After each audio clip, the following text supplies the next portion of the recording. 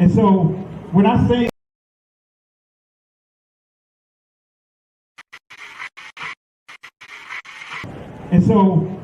say Chinese, I want you to scream out the nation that's associated with this. For example, if I say Chinese, you're going to say what? China. All right, let's say it with authority. When I say Chinese, you say what? China. All right, that's just a test right there. So here we go. Chinese. China. Russian. Russia. Italian. Italy. German. Germany. Swedish. Sweden. Korean. Korea. Egyptian. Egypt. Nigerian. Nigeria. Black. Exactly. Nothing. Tell him, Pastor.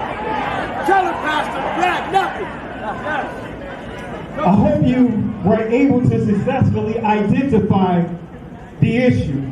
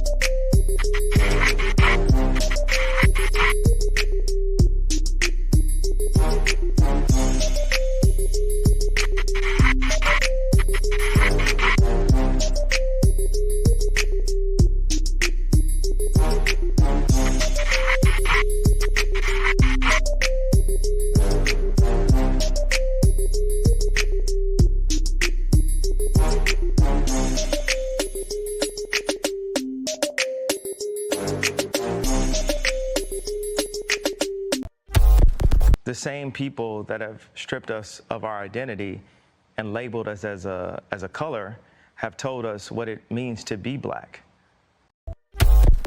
The white man is enacting a story all over the world. We left our homes and flooded the world. We smothered culture. We smothered knowledge. We erased history and rewrote it our way. Myself, my grandfather is 100% Ashkenazi Jewish. Claiming to be Jewish, Ashkenazi Jewish is just a conspiracy. White men claiming to be of tribes of Israel when I'm Germanic. You know, I have no ties to Israel, no ties to Judaism. You know, except loosely written history that's been whitewashed over for centuries. And, you know, from the Renaissance. Oh yeah, right. You wipe everything clean. It's funny how exactly the Renaissance. It's this rebirth, but it's white rebirth. I think at the same exact time the Renaissance is happening, Columbus is sailing to America and committing genocide. The same people that have stripped us of our identity and labeled us as a color have told us what it means to be black. There's only one true ethnic Jew, the Mizrahi Jew, because they are Africans, and if you read the original Bible written in Phoenician Hebrew, they're not. Jewish people are not Europeans. The modern Jews in Israel are Russians or Khazars to be precise, from Russia. I learned anti-Semitic statements are never good for anybody, right? It's kind of like being anti-black. But, you know, it's really interesting. I didn't realize that I could be considered anti-Semitic till I read one of the definitions of anti-Semitism. Look at this. The definition says, making mendacious, demonizing, or stereotypical allegations about Jews as such, or the power of Jews as a collective, such as, especially, but not exclusively. This sounds like a, let it go by. What was that? All right, so it says, think about it, that sounds like the type of wording that's in the contracts, right? Indeed.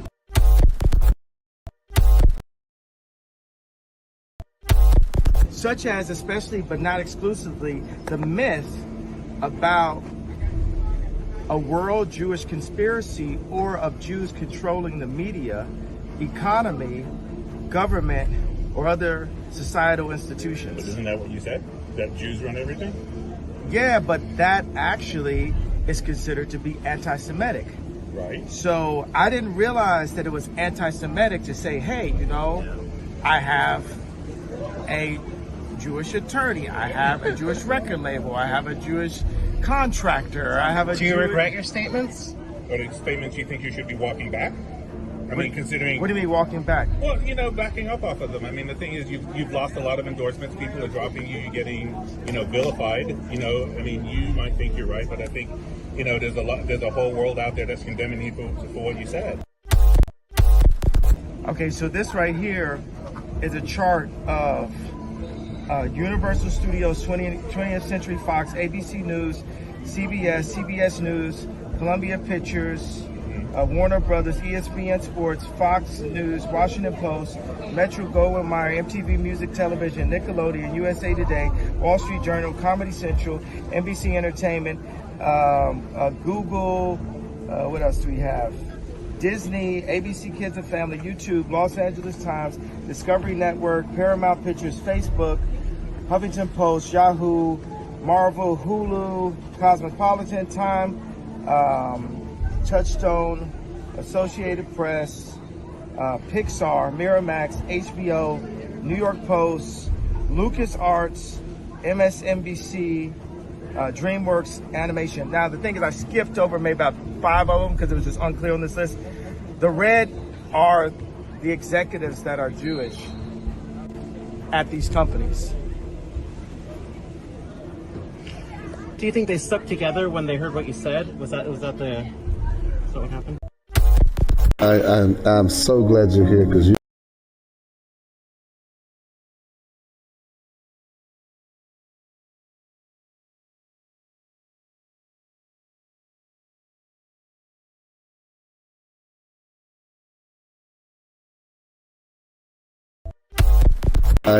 I'm so glad you're here because you can bring great clarity. Can you tell us a little bit about the Sephardic Jews and how they were scattered because they went west? I sure can. Because the reason why I want to is because a lot of them, and a lot of people don't know this, are in the Caribbean. They are. In the islands. And you're one of them. I know that. I'm one of them. I know that. Because, a lot of folk don't know that those roots are there. One of the first batches of slaves that came to Jamaica, they were the Sephardic Jews. It's documented. And they're all over the Caribbean, South America, Central America, and even the South Central United States. Wow. And DNA testing is a factor in all this now.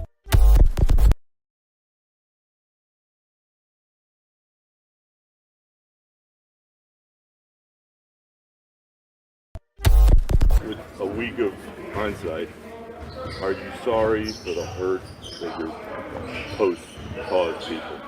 I'll take my responsibility for posting that. Some things that were questionable in there, untrue. Like I said, and the first time you guys asked me when I was sitting on that stage, I don't believe everything that everybody posts. It's a documentary, so I'll take my responsibility. It seems like Adam Silver wanted to hear the word "I apologize," or in your mind, you said, "I didn't mean to cause any harm." Were you apologizing, or did you not apologize? I didn't mean to cause any harm. I'm not the one that made the documentary. What are the specific things in the documentary that you don't believe are true and that you don't believe represent your wrongs? I think some of the criticism of the Jewish faith in the community, for sure. Some points made in there that were unfortunate. Kyrie, are you surprised that you did hurt people? Surprised that I did hurt people? Are you surprised that reaction and some of the things that you did hurt people?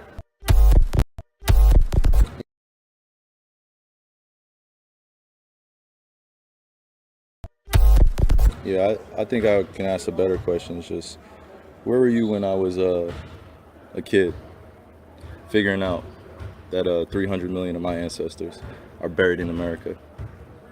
Where were you guys asking those same questions when I was a kid learning about the traumatic events of my familial history and what I'm proud to come from and why I'm proud to stand here and why when I repeat myself that I'm not going to stand down, it has nothing to do with dismissing any other race or group of people. I'm just proud of my heritage and what we've been through. And the fact that this has pinned me against the Jewish community. And I'm here answering questions of whether or not I'm sorry or not on something I didn't create.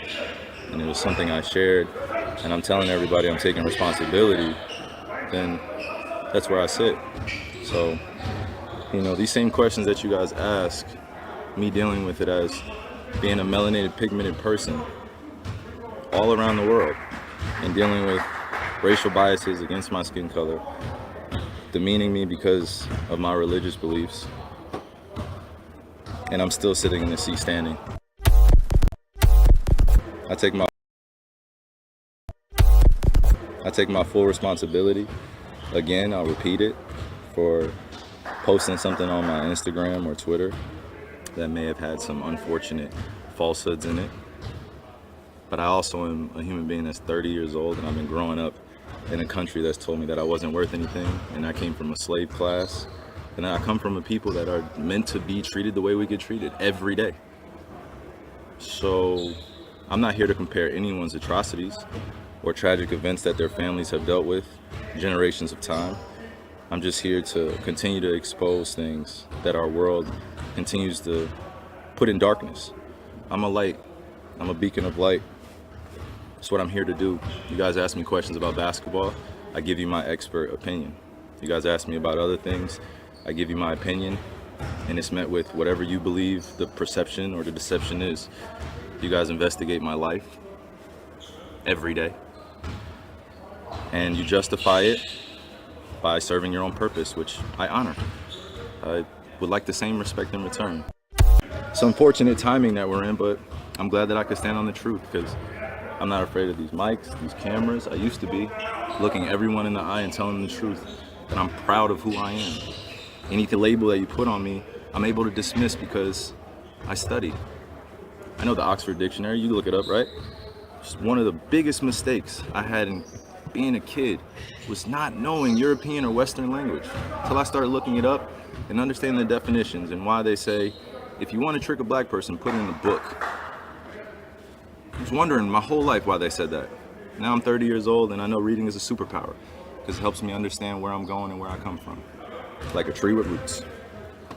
Kyrie, the documentary listed among falsehoods. It said the Holocaust didn't happen. Do you believe the Holocaust those falsehoods happened? are unfortunate. And it's not that I don't believe in the Holocaust. I never said that.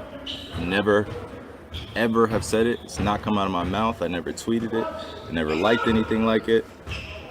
So the Holocaust in itself is an event that means something to a large group of people that suffered something that could have been avoided. No one said we had to practice racism. No one said we had to treat each other like garbage. Kyrie, for the record, do you have any anti-Semitic beliefs? Again, I'm gonna repeat. I don't know how the label becomes justified because you guys ask me the same questions over and over again. But this is not gonna turn into a spin around cycle of questions upon questions. I told you guys how I felt. I respect all walks of life and embrace all walks of life. That's where I sit. I think what people want to hear, though, is just a yes or no on that question. Yes or no. I cannot be anti-Semitic if I know where I come from. I cannot be anti-Semitic if I know where I come from. I cannot. Look, if he keeps making a big thing out of the word promotion, that is promotion. If on your social media you say, boom, here's a link to this, that tells me, hey, you should watch this. Correct? He's got 17 million Instagram followers, another 5 million or so on Twitter. You're all over social media. Do you ever put something out there, Shaq, that does not represent something that you feel? Do you ever put something out there, Shaq, that does not represent something that you feel? Do you ever put something out there, Shaq, that does not represent something that you feel? People happy. I try to make people smile. My formula has always been the same: 60% to make you laugh, 30% to inspire you, and 10% whatever I'm selling. You have to be aware of what you're doing, and you have to be aware that sometimes when you put stuff out, not everybody's gonna like it. Some people are conscious, some people are not. I could tell he's not conscious. He doesn't really care what's going on. But us, I know that the game that we used to love and we promote, it brings people together. And it hurts me sometimes when we have to sit up here to talk about stuff that divides the game. Now we got to answer for what this idiot has done.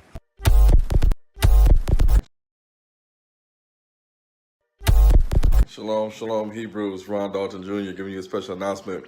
This Thursday coming up, we're going to be at the Cityplex 12 Theater in Newark, New Jersey. If you haven't seen the first movie, well, actually, if you haven't seen the second movie, but you've seen the first movie, you need to come out to the Cityplex 12 Theater in Newark, New Jersey. We're going to be showing the movie Hebrews Negroes 2, Revelation, The Age of Awakening, hosted by the Bethel International Church under Dr. Gloria Harris. You want to come out, get your tickets before that date because we have a limited seats that are available. And you want to get your tickets early so that when you come to the door try to get tickets, you're not going to be told that it's sold out.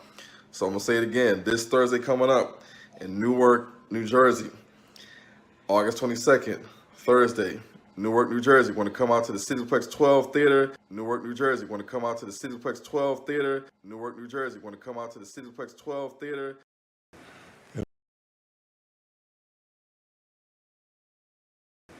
And it hurts me sometimes when we have to sit up here to talk about stuff that divides the game. Now we got to answer for what this idiot has done. We got to answer for what this idiot has done. We got to answer. First of all, Adam's Jewish. You can't take my $40 million and insult my religion. If you're going to insult me, you have the right, but I have the right to say, no, you're not going to take my $40 million and insult my religion. I think the NBA, they made a mistake. We have suspended people and fined people who have made homophobic slurs, and that was the right thing to do. I think if you insult the black community, you should be suspended or fined heavily, depending. I saw they did the same thing to the kid in Minnesota this year when he made the gay slur. I think you should get suspended or fined. I think him acknowledging the Alex Jones thing should have happened with that too, because that dude's crazy. And I can't believe that we ain't talking about that. We're talking about this idiot. Genesis chapter 11, verse 10 explains the genealogy of Shem. Shem was a black man in Africa. If you repeat this fact, they can't laugh at you. If you repeat this fact, they can't laugh at you. If you repeat this fact, they can't laugh at you. Want to say peace and blessings to everyone. Hope all is well with you. I know this was an extended intro, and I purposely did that just so that way you guys can, really listen. And those that's not familiar with what transpired, at least you have the audio, you have some clips that you can go and make you can kind of reference, and you can kind of hear with your own ears. And I got some additional clips I'm going to post, clips of, for example, Floyd Mayweather and others that are supporting Kyrie Irving. But I do want to say this, family, we're living in a time, and those that have really heard me teach, I teach ancient Hebrew and I teach the Israeli language, and we'll deal with Israeli if we have enough time to deal with it and give you proper clarity, because there's a difference between saying Israel and Israeli, right? Israeli, in a nutshell, is those that have been born on the soil of Israel, but they are not, that's not their place of origin. So that's why you hear the term Israeli a number of times, right? So we'll deal with that if we have enough time. Actually, I'm going to deal with it. We got plenty of time. It's Saturday night, right? What else do we have to do? And I really appreciate you guys for the love and support, supporting the channel and everything. And if you're not subscribed to the channel, hit that thumb, hit the like, get the likes up and share the video, because we're going to share a lot of stuff here that's going to address the issue that we see today. We're going to deal with that propaganda machine. All right. And guess what? I got my book. Right. This is the book Ryan highlighted. right? In our last time we got together. So I got my book here. And so we're going to confirm whether or not if Ron told the truth, if Ron properly quoted from the source, or if he, misled, right? So we're going to touch on that. And it's really imperative for us to do our own due diligence, because what I'm finding out is, and if you listen to all the people that's talking about it, only a handful of people read it. I'm going to show you a clip of a rabbi, and you guys vote. And I want you guys to vote whether or not if you believe that this rabbi actually watched the movie and if he read the book, right? This is a clip coming from ESPN, right? And let me pull it up here. Fair use. I want to say that before I use this clip, because right now there's a number of things that this platform is doing to try to suppress the views and subscribers and all that other stuff. So let me just say that right now, fair use. But listen to what this rabbi said. And I'm also going to answer some questions too, because I know some of you guys had the questions about Kanye West, all right, about anti-Semitism. So let me play this clip one more time. Why is the material in this book and film so deeply offensive? Absolutely. So just here in Los Angeles, the Los Angeles City Council passed 2 days ago the definition of anti-Semitism according to the IHRA, which is the International Holocaust Remembrance Alliance. And in that definition, it says that a perception of hatred to the Jewish community is the definition of anti-Semitism. Now, somebody asked, Charles Barkley asked me 2 days ago, have I read it or seen that movie? And so when he asked, I looked it up and I started seeing what those anti-Semitic tropes were. Number one, there's untruths there. And when untruths are then seen as truths to the next person, that leads to very dangerous consequences. All right, so I'm going to prove to you that he didn't read the book. He didn't watch the movie, but he's echoing talking points from the person that wrote the article. You know, that's all they're doing. That's all you hear. You hear them saying anti-Semitic tropes, anti-Semitic tropes. And we're going to go to that article. So if you guys believe that this rabbi, and this is no insult to the rabbi, but we just have to be fair about this. Type 1, if you believe that the rabbi read the book. Type 2, if you believe that the rabbi did not read the book. All right? If you believe he read the book, type 1. If you believe he did not read the book, type 2. And we'll post some of your comments. We'll post some of you guys here, your responses, just so that way we get a understanding that, give some shout outs rather. So let's give some shout outs here. Okay. Stacy Pullum, right? Peace and blessings, sis. He didn't read the book too, for he didn't read the book. Soul City Original. He didn't read the book. That didn't sound convincing. Who else do we have here? Kahalia Smith. Didn't read the book. Shout outs to you. Black Tool. He said he believed he read the book. Okay. Not mad at you, but hey, you give me your assessment. All right. So so far we have one person, Black Tool. Who else do we have here? Hands. No, he didn't read the book. Aerospike. Didn't read the book. Keith Williams. Didn't read the book. Apostle Curtis Lewis, aka, hey, matter of fact, family, let's show some love to the elder. Really appreciate all the hard work and the labor that this elder is putting in for this awakening for our community. He has a ministry, he has a church, he has an assembly. Actually, I like to use the term assembly because of the things that are attached to the word church. But he's out in Louisiana. We'll have him on if he's able to come on. He can give you more information about his YouTube platform and more about his ministry. Actually, his YouTube handles are just what you see on the screen. All right. And also, while I'm here, for those that are familiar with the plumber, Israelite who really have a heart for the Most High, got word recently that he had passed away. He transitioned, and they believe he died from a heart attack earlier today. So our condolences to the family, to the loved ones, and we're going to see what we can do to be a blessing to his family. And so, but with that being said, just thought I'd share the news. And family, be prayed up. Just know that make it a point to make sure that your life is right, because anything can happen. Tomorrow is not guaranteed. All right. So let's see who else here. Ray Graphics Design 2. All right. So far, you guys are not, I'd say probably 98% or 99% don't believe he read the book. You Love Yah. He didn't read it. Susan Gibney, peace and blessings, sis. I guess the 3 is stand for not sure. All right.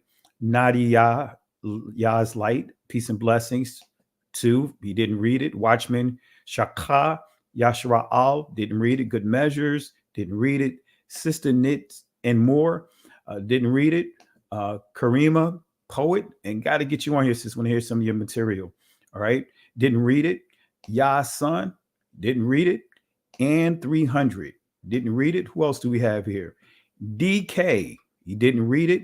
Alicia Alexander, didn't read it. Who else do we have here? Diamond Love, didn't read it. Sister Diamond. Israelite wife, Desiree, didn't read it. So far, 99% didn't read it. Coco G, didn't read it. Andre Bell, didn't read it. Trayvon Chapman, didn't read it. Who else we have here? Alexandria Leggett, didn't read it. Peace and blessings to you, sis. My buddy Jay Highstyle, show some love to my buddy Jay Highstyle. All right. Didn't read it. Right. Fast Nickel, didn't read it. All right. So far, we 90, I wouldn't say 99% says he didn't read it. Who else do we have here? All right. John 1010 didn't read it. Antonio didn't read it. On the go. All right. Didn't read it. Let's see who else we have here. Leslie Enoch didn't read it. All right. So also we have another elder in the building here. Dexter Lyons. He didn't read it.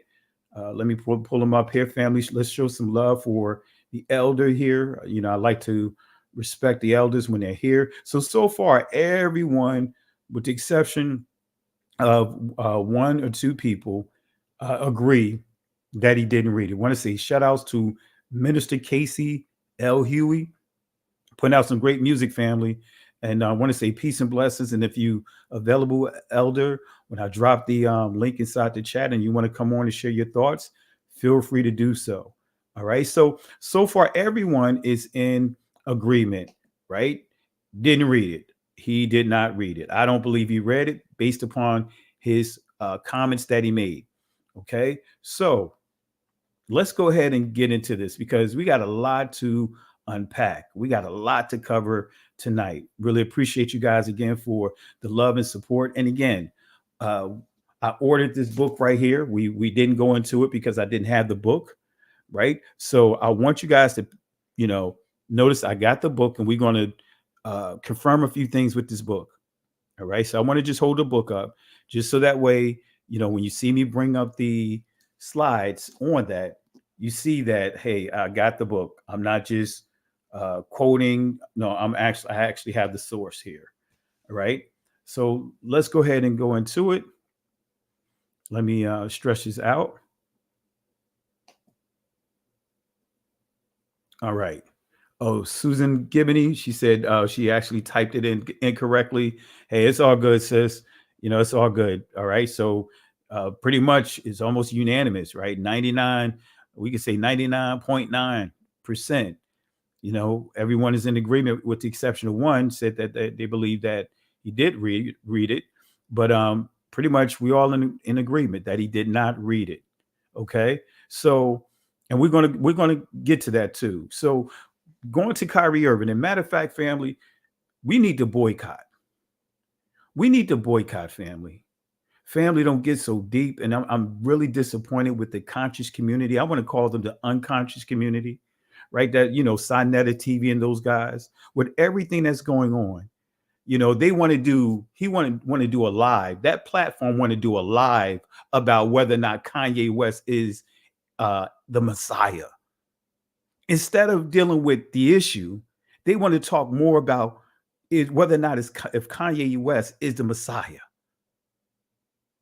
Sinetta TV, whole platform is just all about bashing the Hebrew Israelites. That's all he do. That's all they do. That's all they do. That's why you don't see a lot of things that are being said there. See, one thing I would say about, if you understand the 60s, the 50s and 60s, right?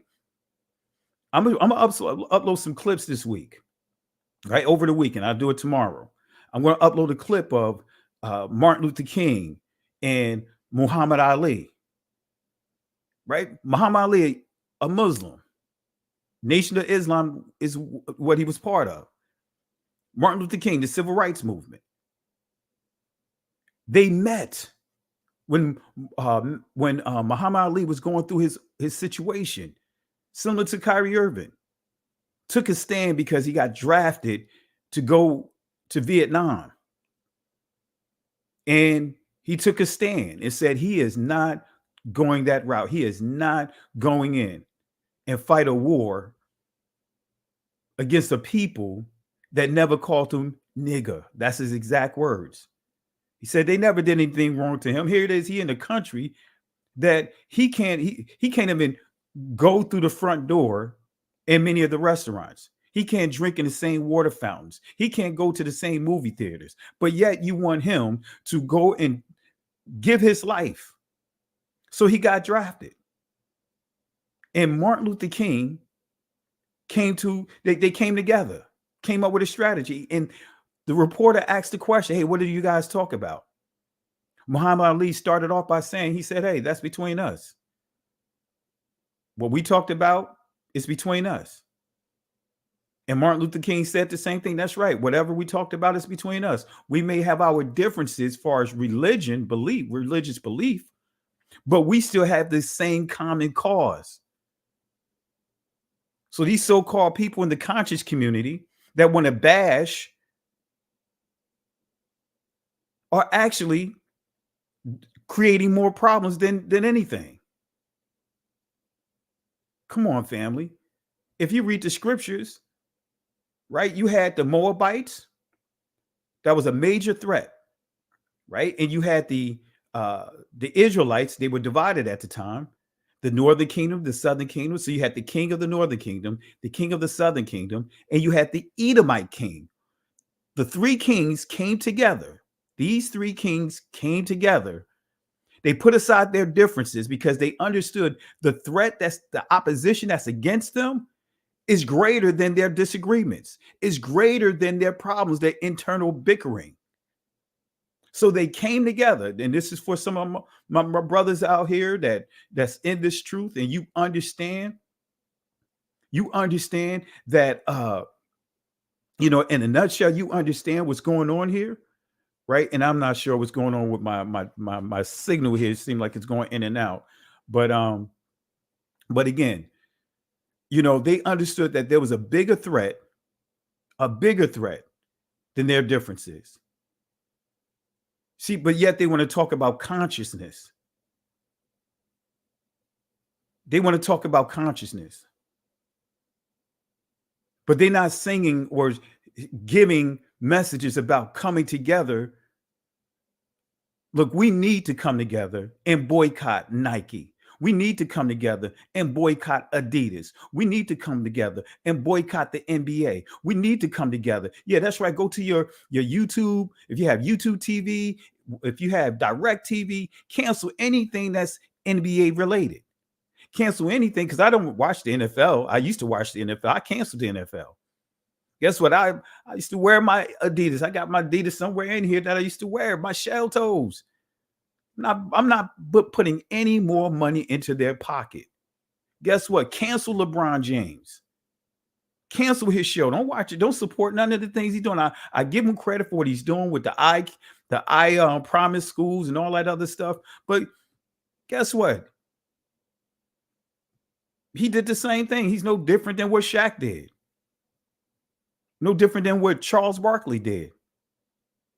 Calling him an idiot. You would not have seen this during the 50s and 60s. Called the man an idiot. And let's give some love to Marco Kane. I sent this donation, but they will not let me send my message. really appreciate it. I'm not sure what's going on. It's YouTube. YouTube has done a lot of things, a lot of questionable things to my lives, my subscribers, and all that other stuff. And right now, and I don't know if this is a signal that they may even try to stop this feed here, this session, because normally when I start having problems like this, lo and behold, I got a message sitting in my inbox from YouTube trying to take the video down, and a number of different things. So, family, you know how it goes. If you don't hear from me for a week or possibly 2 weeks, then know that they have me locked down. Right? I'm in lockdown with YouTube. All I ask is that put some Chico sticks on my commissary, put some Jolly Ranchers on my commissary, just make sure that, I'm taken care of, because I don't know how long they're going to keep me on lockdown. But I apologize, Marco Kane. Unfortunately, that's this platform. They're doing a lot of things like shadow banning, all kinds of things that have been done to try to suppress his truth. So, family, let's show some love to Marco Kane for the donation here. Really appreciate it. And let me drop this in the chat as well, just in case anyone want to contribute by way of Cash App. I know I'm terrible with this. It's in the banner. I get asked this a lot, and I've been told like, hey, Pastor, you need to get better with just putting your information out there. But we'll get there. I'm not pressed for it. Sometimes I get so focused on the message and I just forget. So I'll put this there for those that want to contribute to the work. Let me see here. Bear with me 1 second. And I'm going to encourage the moderators. Hey, if anyone is any trolls, you guys know what to do. Let's see here. All right, let me put this here. And all right. So again, let's boycott these different things. Let's boycott Adidas. Let's boycott JP Morgan, Morgan Chase or whatever. Let's cancel them. Let's cancel all of these people. This is going to help tremendously, family. We got to start canceling some folks. We got to cancel these things. We got to boycott. We got to come together, put aside our differences. Put aside our differences, because it's bad, family. It is going to get worse.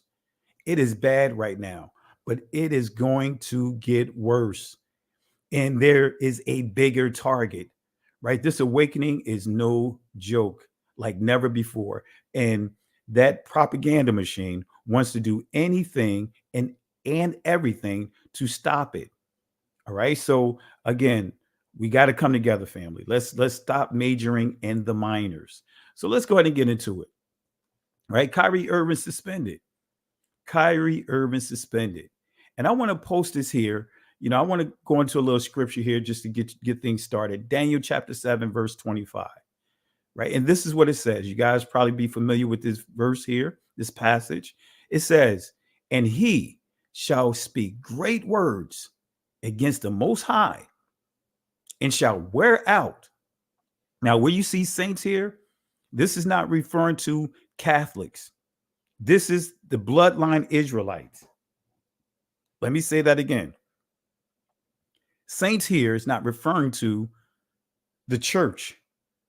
These are one of those words of confusion, right? That word saint points to Catholicism. It points to someone that have been canonized, so to speak, that have been confirmed, right, after their death to perform at least one miracle. And so the Catholic Church determines whether or not they get sainthood. Guess what? No, the Catholic Church does not have power over the spiritual. Don't have power over the temporal, but they definitely don't have power over the spiritual. And that's what the Catholic Church teach, that they have power. The Pope had power over this temporal, right, this natural stuff, and over spiritual. And that's all the Pope is a substitute of Christ. So when you see this word saints, it's a deceptive word. It's a word of confusion The proper word that you would see here, you see Quadash, right? Quadashi, right? Or Quadasham, right? That's the holy people, Israelites.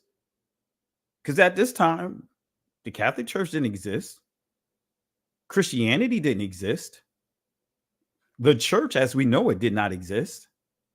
So shall wear out the holy people, the blood descendants of Israel, of the Most High, and think to change times and laws, and they shall be given into his hand until a time and times and the dividing of times. So again, he shall speak great words. So when you think about it, some of those great words are doctrine. That's doctrine. I want to say peace and blessings. I think I missed someone here. To Susan Gibney, thank you for the contribution. And you asked a question. Let me pull it up here. Let's show some love for Sister Susan Gibney. Where's all the pastors? Where's Al Sharpton? Why aren't they speaking out? Because they part of the system. And you're not going to see Al Sharpton speak out. It's all about his pockets. Even Al Sharpton at one time admitted that he was an agent, that he was ratting people out. Al Sharpton don't care about this. And many of the pastors don't care about this. Because in their minds, and this is the problem, going back to what I pointed out about the 60s, 50s and 60s, how we stuck together as a community, regardless of our belief system, our differences. Because the way that this propaganda machine has charmed, that's what I'm going to use, the word charmed. This is where you get into the spirit of the parakeet or the canary, right? Which connects to the spirit of ventriloquist, which comes from the word ventriloquy. In other words, puppets. That's why you don't see any pastors talking about it. If there are, I haven't seen any. That's why you don't see Al Sharpton and his group, his organization talking about this. The same one was bragging and saying, hey, at George Floyd's going away, hey, we're going to make sure that, not another black person, we're going to sign legislation that another black person don't ever have to worry about having a knee applied to their neck. But we're still dying. Got law enforcement still killing, murdering innocent brothers and sisters. Man, anyway, that's what it is. It's agendas. They're scared, right? And this is why they know that the Democrats is going to lose in a landslide. A landslide. All right. But that's the reason. That's the reason. Now, I'm not supporting Democrats nor the Republicans, because they both are the same wings. Well, the two wings on the same bird. I'm not supporting them. All right. So when we get back to here, right, again, think to change times and laws. Make a note of that. Think to change times and laws. But it says speak great words against the Most High, and also to think to change times and laws. Okay, so let's deal with the word, the Hebrew word for wear out, right? You see here bala, right? Bala means to fail, to weary out, decay, consume, use up completely. But here's the kicker: to harass constantly. Come on, family. To fail, to wear out, decay, consume, use up completely, to harass constantly. We're the only community that gets harassed, that gets disrespected the way that we do. See, Kyrie, they didn't have a problem with Kyrie when Kyrie was talking about, just strictly talking about our community. You didn't see anyone making comments saying, hey, or trying to cancel Kyrie when not Kyrie, excuse me, but Kanye, when he was talking, when he was saying crazy stuff about slavery, that it was a choice. When he was walking around with White Lives Matter t-shirts, no one was saying cancel Kyrie. It's once he went into a different arena and he began to talk about a particular group, that's where the problems came out. All right. But before we continue, shout outs to Dog Skywalker. Appreciate the donation, the contributions. He said, yep, absolutely. Totally agree.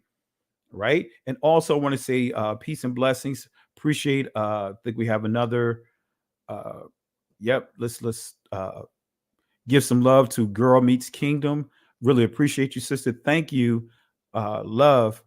I was awakened 3 weeks ago, and now I'm stressed out to be obedient and spread the word. But I feel at home with you all. Be encouraged, family, because unfortunately, sis, the people that you're going to have the biggest problems with is the people from the church, some of your family members. But guess what? We're family here. Feel free to the contact information is in the banner. You know, feel free to reach out offline. But yeah, just be encouraged because right now we're dealing with the separation of the wheat from the tares. We see this happening right now, and so you be encouraged. Go through the channel. There's a lot of information here that's going to help you on whatever questions that you have. And did a lot of teachings from Christmas, Easter, the holidays, you name it. I've done so many different teachings to address a number of issues and topics that you couldn't just get from the church. Man, I had pastors telling me not to talk about certain things when I would come to speak. Oh, don't talk about homosexuality. Oh, don't talk about marriage in terms of divorce. Don't talk about these things. And what it made me realize is whatever they told me not to talk about is what they were struggling with. So definitely understand, really appreciate it. And thank you for the contributions. And family, let's show some love for Girl Meets Kingdom. Let's show some love for her. Really appreciate you, sis. Thank you. All right. So getting back into it. All right. Getting back into it, picking up where I left off at. So bala means, again, to fail, to wear out, decay, consume, use up completely, to harass constantly. Come on, family. Let me show you some of the harassment, right? This is what you won't hear anyone talking about this. You won't hear Shaq. You know, you won't hear Barkley. You won't hear none of these people talk about what I'm going to play for you. They're not going to tell you about the racism that melanated people have to deal with over in Israel. They're not going to show you this right here. להתחיל לאסוף את המסתננים, לא צריך לחכות לבג"ץ, לא צריך שום דבר.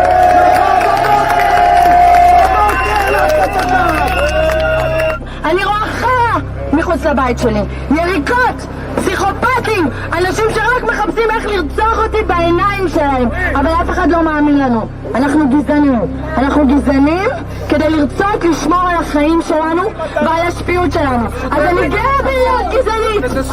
אני גאה בלהיות גזענית. אם אני גזענית בשביל לשמור על החיים שלי,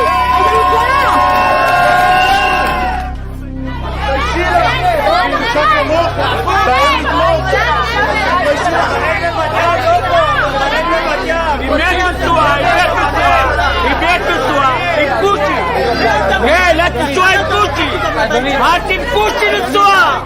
אל תנסוע עם פושי! לכי את והוא! תלכי מפה! תלכי! אל תנסוע עם פושי! לכי! לא מתביישת!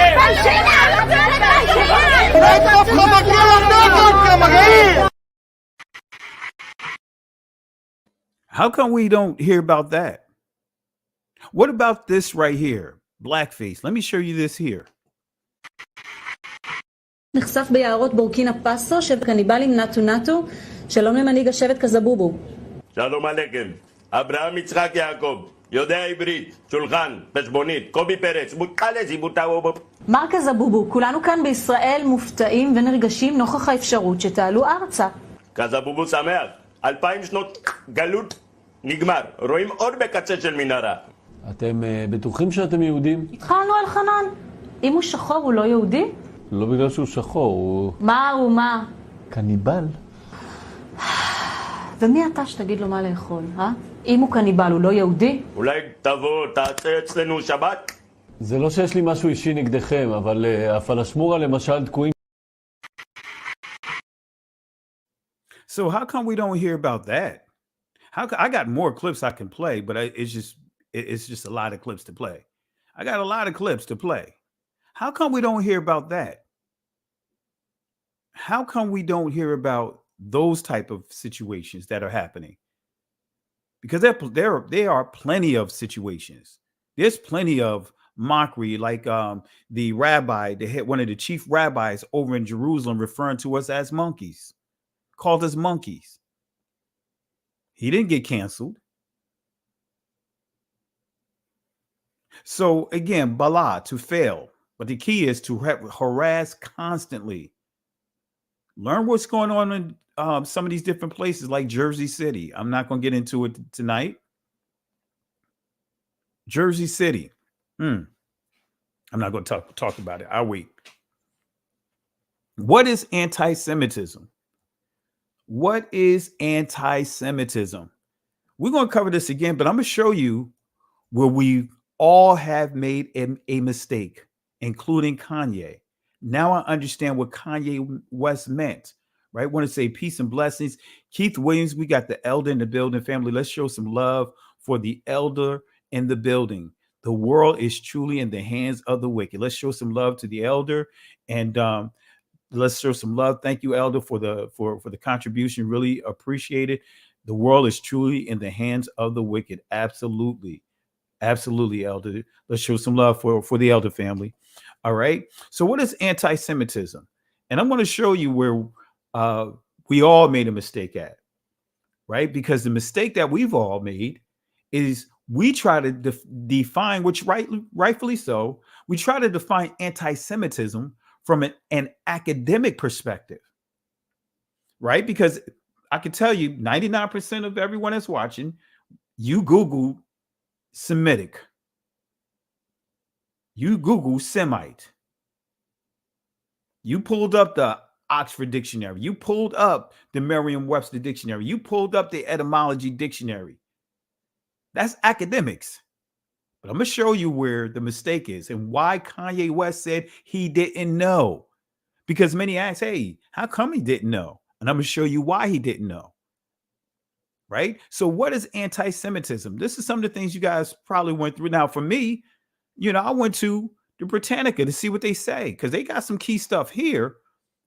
But I'm going to show you exactly what anti-Semitism is. We're going to define it here, and you are going to be very surprised.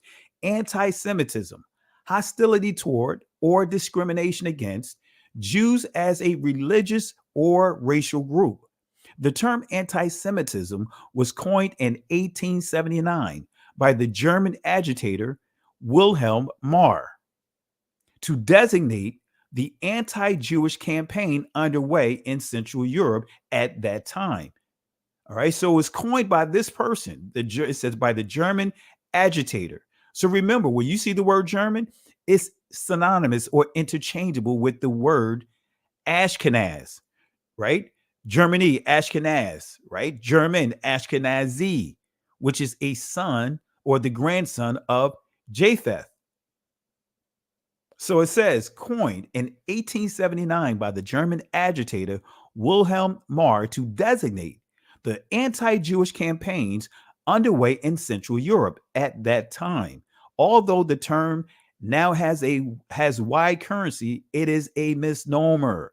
Since it implies a discrimination against all Semites, Arabs, and other people are also Semites. Why is it saying that?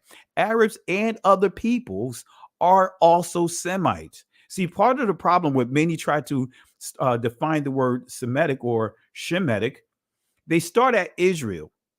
And family, that's not how you address, that's not how you start. You start at the top, right? Peace and blessings to Coco. Thank you for the super sticker. Really appreciate the love and support. And family, let's show some love and support for Coco. Thank you again, sis. And so let's start at the top. When you go to Genesis chapter 10, you'll see what is called the Table of Nations, right? You won't find the Table of Nations on the hieroglyphs. You won't find the Table of Nations anywhere else but in our Dabar HaKodesh, in other words, our holy word. You will see a Table of Nations. And in that Table of Nations, you'll see it starts off with Noah having 3 sons, right? You'll see Japheth, you'll see Ham, and then you see Shem, or in the ancient Israel pronunciation, the ancient Hebrew rather pronunciation, it would be Sham. And the Israeli pronunciation, shame. All right. But anyway, but when you read it, right, and understand all the descendants that comes through the loins of Shem would be considered to be Semitic or Shemitic. Right. I didn't get a chance to put the Oxford clip here, dictionary clip to show that the word Shemitic was interchangeable with Semitic.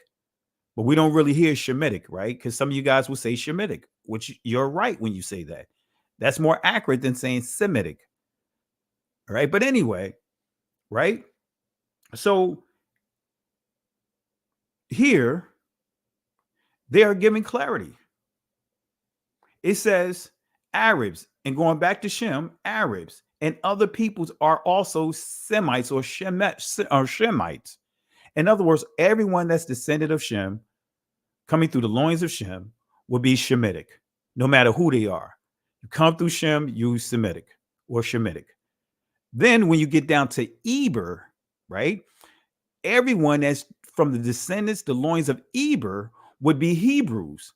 So there'll be Hebrews, but they'll also be Shemitic. Then when you get down to Abraham, now we're getting down to the covenant being established with Abraham, being handed down to Abraham, right? Now when we get to Abraham, now we see the promise. You see Isaac, you see starting with actually Ishmael. Ishmael is Abraham's first son, but he's not the promise. He's not the promised seed. But the Most High still made a promise, honored his promise that he made to Abraham, that his seeds, his children was going to be, that Ishmael was going to be a great nation. So guess what? Ishmael was still Shemitic. He's also a Hebrew because he came through the loins of Shem, came through the loins of Eber, came through the loins of Abraham. Now, all of Abraham's sons, all of Abraham's children will be Shemitic. They will be Israelites. Now, when we get to Isaac, which is the promised seed, now we have a split here, a fork in the road. We have Esau and we have Jacob. Esau, the progenitor of the Edomites, and Jacob, the progenitor of Israel. Now, with Esau will be an Edomite, a Hebrew Edomite. He would still be an Edomite, but he'll be a Hebrew Edomite. He would be a Shemitic Hebrew Edomite. Then when you look at Jacob, whose name was changed to Israel, which means overcomer, right? Overcome. You'll see that with Jacob, he is the progenitor of the Israelites. So guess what? Even though they're twins, both of them are Hebrew, both of them are Shemitic, but only the seeds, because the blessing was handed down to who? Jacob and his seeds, right? So Israel is a descendant of Jacob. So I want to just kind of give you a table of nations. So Israel will be Shemitic, right? Will be Hebrew and would be Israel, Yashra'al. The Edomites is totally different. They would be, again, they'll be Shemitic, they'll be Hebrews, but guess what? They're Edomites. They're Israel's cousins, or should we say brother, right? Because truth be told, still the same word for brother and cousin in the Hebrew text. But anyway, but again, they're not the seeds of the promise. They're not, the blessings did not go to the Edomites. So I just wanted to give a little clarity there. Abraham did not become an Israelite like many are teaching, as if he was part of a fraternity or a sorority by crossing over. Passover, Ibar, crossing over, Passover. So I want to make that clear. And we have to be careful when some are teaching that Esau is Caucasian. Okay, if you're saying that, so how can all the Caucasians come from Esau? Then you're saying that all the Caucasians are Hebrew. Then what about Japheth? All right, so I just want to give a little clarity on that for those that are not familiar with that. That's right. Jacob was a tent dweller, right? Jacob was also referred to as being plain. The Hebrew word tam or tham, which means plain. It also is an honorable term. Anyway, so we see here again, it says Arabs and other peoples are also Semites, and yet they are not the targets of anti-Semitism as it is usually understood. The term is especially inappropriate as a label for the anti-Jewish prejudices, statements, or actions of Arabs or other Semites. Nazi anti-Semitism, right, which culminated in the Holocaust, had a racist dimension. We're going to deal with this later on, as far as the race portion of it, but had a racist dimension in that it targeted Jews because of their supposed biological characteristics. And family, make a note here where it says supposed, supposedly, right? You have to understand what it means because of their supposed biological characteristics. Even those who had themselves converted to a religion. Notice this here. Even those that converted to becoming a Jew by way of religion, the law of return says that, hey, there's two ways of becoming a Jew or Jewish, is by way of the mother being born to a Jewish mother and by way of practicing the religion Judaism. And this is confirmed here. So converts are still fall up under being Shemitic and can say that, hey, you being anti-Semitic, which is interesting, right? Okay. So even those who had themselves converted to other religions or whose parents were converts. So again, targeted Jews because of their supposed biological characteristics. The Cambridge Dictionary definition of supposedly, let's see what it says. I like to see this definition here. It gives it's straight to the point. According to what someone told you, right? Or according to what is believed by many people to be true. See, that's what we're seeing right now. Most people that are talking about Hebrew to Negroes did not even see the movie, have not read the book at all, but they have so many different things to say about it. So according to what someone told you, or according to what is believed by many people to be true. So supposedly, basically the common consensus, or just echoing, reiterating what somebody else has said. So you're not going to do any research. You're just going to go off what somebody else told you. This is what we see happening with Kyrie Irving, right? Because many are talking about Hebrews to Negroes. I can tell you 95% of them didn't even watch it. I give Jay Williams from ESPN. He was the only one that said that he read the book. I've not read the book, but watched the movie. And he said it has some curious stuff in there. He said, but he couldn't get with it with the devil stuff. But he said it has some curious stuff in there. He literally said that on the record, on ESPN, with Stephen A. Smith sitting there, with Molly Quorum sitting there, with Kendrick Perkins sitting there. He was the only one questioning, hey, well, how come Amazon is not being held accountable? Why all the fire coming at Kyrie Irving? What about Amazon? And family, guess what? Getting a movie on Amazon is totally different from posting and uploading videos on YouTube. Family, there's a process. There's a vetting process. It's an extensive process to get material on Amazon. All right. So again, according to what someone told you or according to what is believed by many people to be true. The Etymology Dictionary of Semitism. Notice what it says here. Denoting the language group that includes Hebrew, Arabic, Aramaic, Assyrian, but it has etc. So remember, that's including additional, but they just didn't list it. I want to make sure you see etc.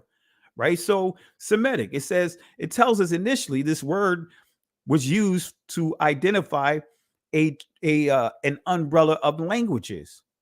But that's not how it's being used today, right? Because it says here in non-linguistic use, perhaps directly from German Semitisch, right? But anyway, it says in recent, right, recent, modern use of, often with the specific sense, Jewish. Let me read it again. In recent use, often with the specific sense, Jewish, but not historically so limited.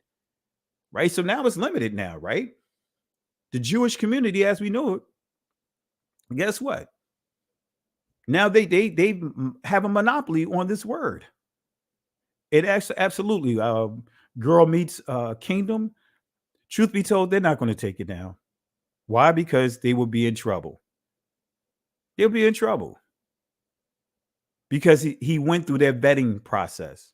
Any movie, any documentary that's on there has gone through the vetting process. Now, what they can do, if he try to put another movie up there, they can make it hard for him to get it up there. Harder. Change the rules, but leave that up there because his grandfather. Okay, but I appreciate the response. Appreciate the comments. All right. So in recent use, often with the specific sense, Jewish, but not historically so limited. Then when you go to the Oxford Dictionary of Semitic, notice what you're going to see.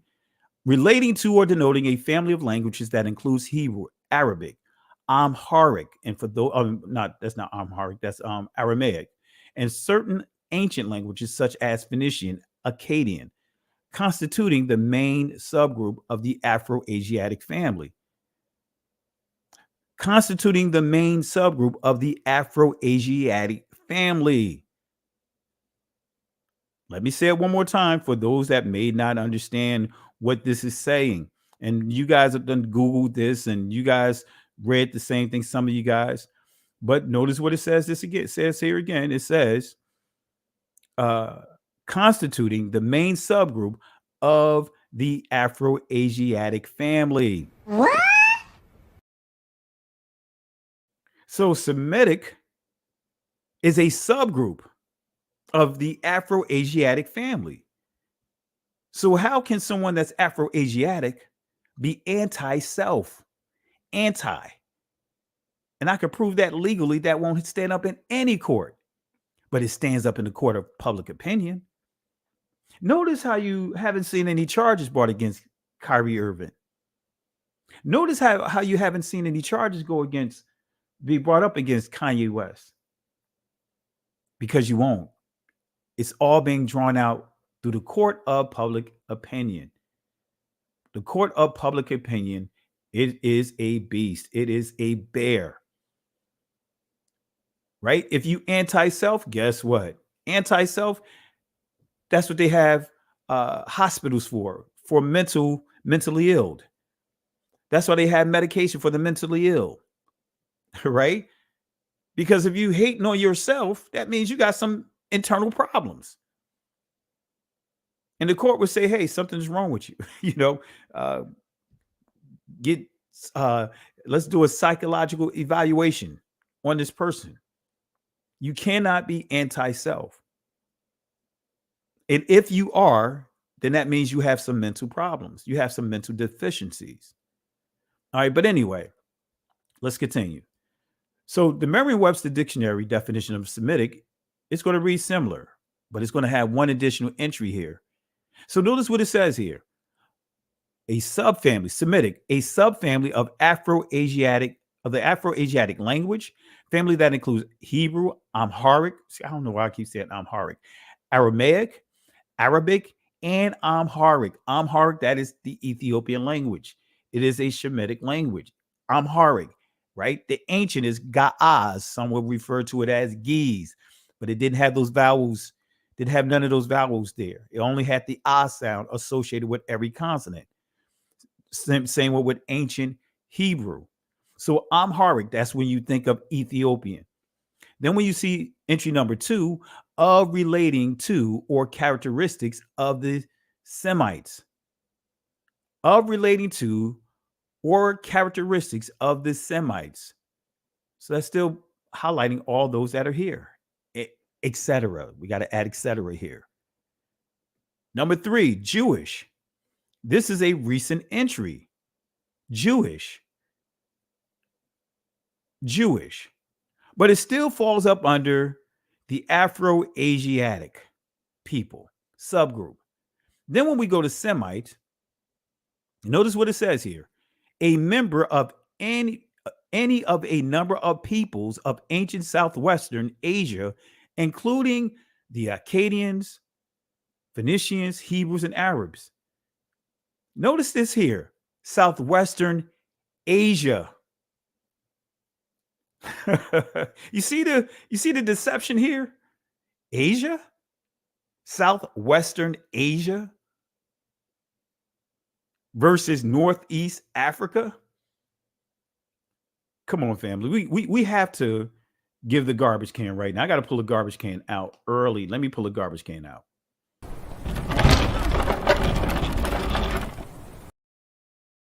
Let's give it a 3-piece.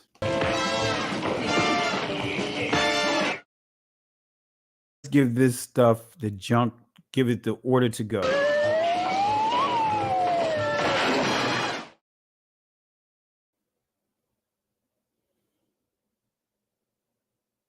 All right.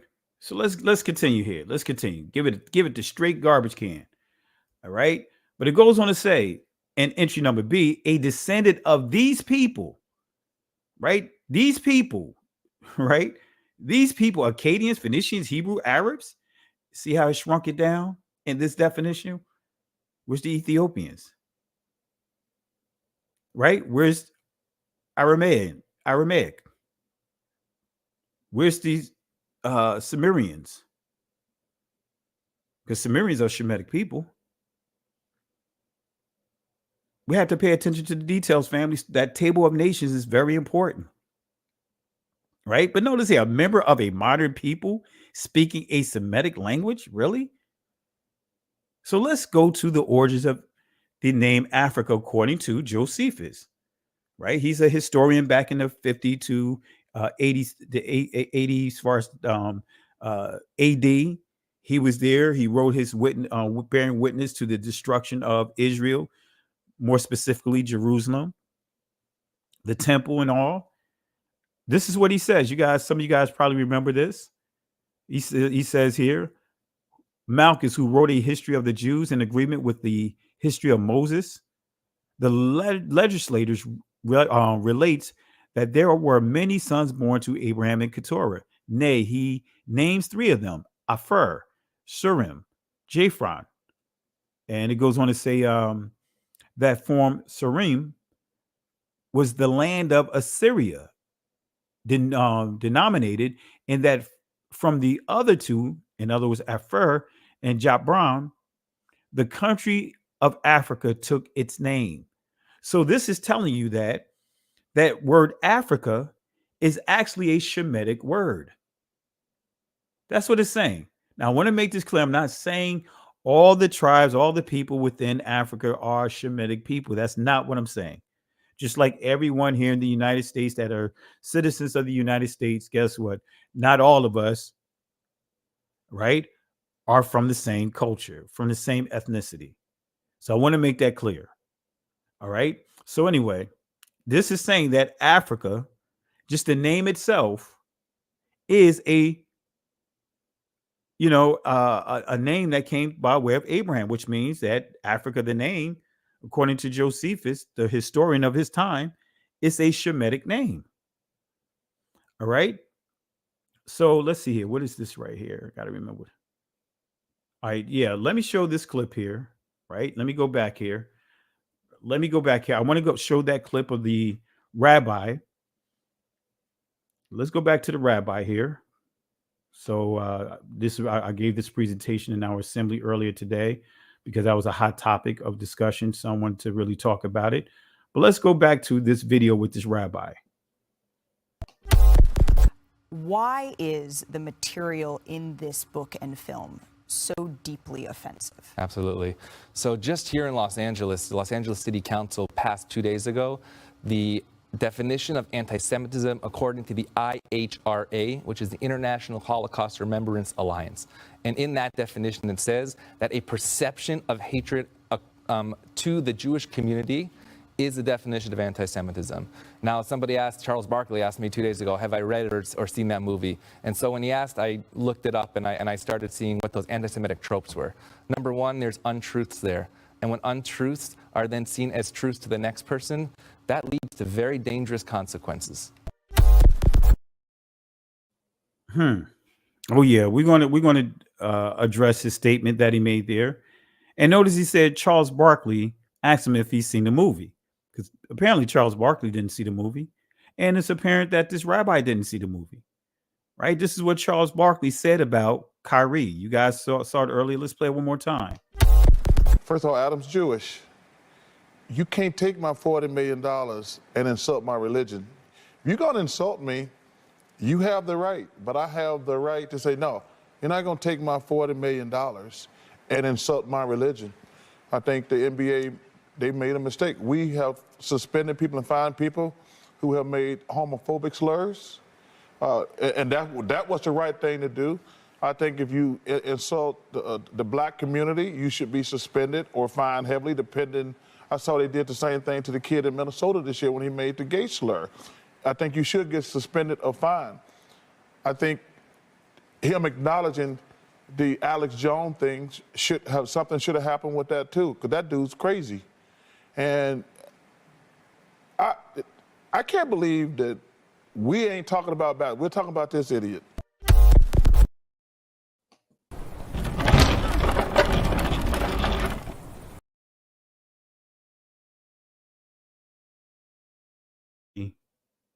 The garbage can. In his own words, Charles Barkley, you are straight terrible. You're just straight terrible, Charles Barkley. You're just straight terrible. You don't know what you're talking about, Charles Barkley. You got your $100 million renewed contract with TNT. You're just straight terrible. You just straight terrible, Charles Barkley. You just become a Hoppin Bob, Charles Barkley. You just a Hoppin Bob, Charles Barkley. Straight terrible. He just straight terrible. Straight terrible, right? He gets the Hoppin Bob Award. That's right, Charles Barkley. He gets the Hoppin Bob Award. This is Hoppin Bob. You run afoul of Bob, you run afoul of me. You run afoul of Bob, you run afoul of me. You run I'm tired, boss. He said it's too hot, boss. He tired. Too hot. He tired. Uh-huh. You tell that lazy jigaboo the state of Mississippi I ain't interested in his meteorological assessment. Listen up, jigaboo. State of Mississippi ain't interested in your meteorological assessments. You tell him the state of Mississippi is only interested in getting this here ditch cleared by sundown. State of Mississippi want this here ditch cleared by sundown. You got that, boy. Got it. Boss. He don't sound like he from around here. He from New York City, boss. He from New York City, boss. He from New York City, boss. So Charles Barkley gets the Hoppin Bob Award. Shaq. Yeah, Charles Barkley. Yeah, Chuck. He's just straight idiot. He's just straight idiot. He idiot. He insulted the game. You know, he's an idiot. So let's see what Charles Barkley says. Shaq, you are idiot, Shaq. You are straight terrible, Shaq. They're straight terrible. You apologize, Shaq, for hosting Ron Dalton's video in your movie theater, Shaq. Straight terrible. No, Chuck, show me how many rings you got, Chuck. I never faked the funk, you know, when it comes to dunk. You know, I got skills, man. I know I got skills, man. I know I got skills. Come on, what is he going to say? How is he going to address Charles Barkley, and how Charles Barkley going to address Shaq? How's Ernie going to address Shaq? Oh, I know they're probably sitting there with pie all over their face. I know Shaq right now got pie all over his face. Don't know what to do. I know he got pie on his face. He's feeling like David. He's feeling like David right now. David, when Nathan came up to him and said, hey, gave him a scenario about someone, a farmer, hustling another farmer. And David said, off with his head. And then Naaman flipped it. He said, you're that person, Shaq. I mean, I was about to say Shaq. Yeah, Shaq, David. You're that person, David. I know I got skills, man. I know I got skills. You that man. Had no compassion with the shoe was on the other foot. But now the shoe is on his feet. His size 20, whatever, is on his feet now. Come on, Shaq. What are you going to say now, Shaq? What are you going to say? You can't get out of this one. Because let's see here, family. For those that didn't catch it, let me show you what he hosted the movie. He hosted the movie Hebrews to Negroes at his theater, right where my grandmother used to live at. Right, my grandmother used to live right off of Littleton Avenue, right, and I could see it. I could see Camden Middle School over there on the other side of Springfield Avenue. Anyway, I know the area. I'm from the Brick City. All right, but let's hear that. Let's hear what Ron Dalton had to say about Shaq allowing him to host his movie at his movie theater. Shalom, shalom, Hebrews. Ron Dalton Jr. giving you a special announcement. This Thursday coming up, we're going to be at the Cityplex 12 Theater in Newark, New Jersey. If you haven't seen the first movie, well, actually, if you haven't seen the second movie, but you've seen the first movie, you need to come out to the Cityplex 12 Theater in Newark, New Jersey. We're going to be showing the movie Hebrews to Negroes 2, Revelation, The Age of Awakening, hosted by the Bethel International Church under Dr. Gloria Harris. You want to come out, get your tickets before that date because we have a limited seats that are available. And you want to get your tickets early so that when you come to the door, try to get tickets, you're not going to be told that it's sold out. So I'm going to say it again. This Thursday coming up in Newark, New Jersey, August 22nd, Thursday, Newark, New Jersey. Want to come out to the Cityplex. It's over! It's over! It's over! It's over! It's over! It's over! It's over! That's how Shaq feeling right now. That's how Shaq feeling right now. He feel like he got Zab Judah right there. I know he's feeling right now. His pride got hit right, just like Zab Judah got hit caught unexpectedly with that. I can't remember what type of shot it was. If it was a right or left, I got to pay attention to it. But this is how Shaq feeling right now. It's over! It's over! It's over! It's over! It's over! It's over! It's over! He caught that right straight to the chin, ate all the glove. Now, Shaq, what are you going to do, Shaq? What are you going to do now, Shaq? Shoes on your foot. Because Kyrie just posted a link. But you had the whole movie hosted at premiere at your theater. So what are you going to do, Shaq? What are you going to do, Charles Barkley?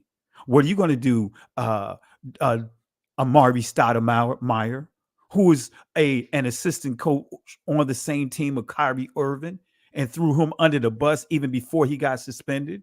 What are you going to do, Amari Stoudemire? What are you going to do, Kendrick Perkins?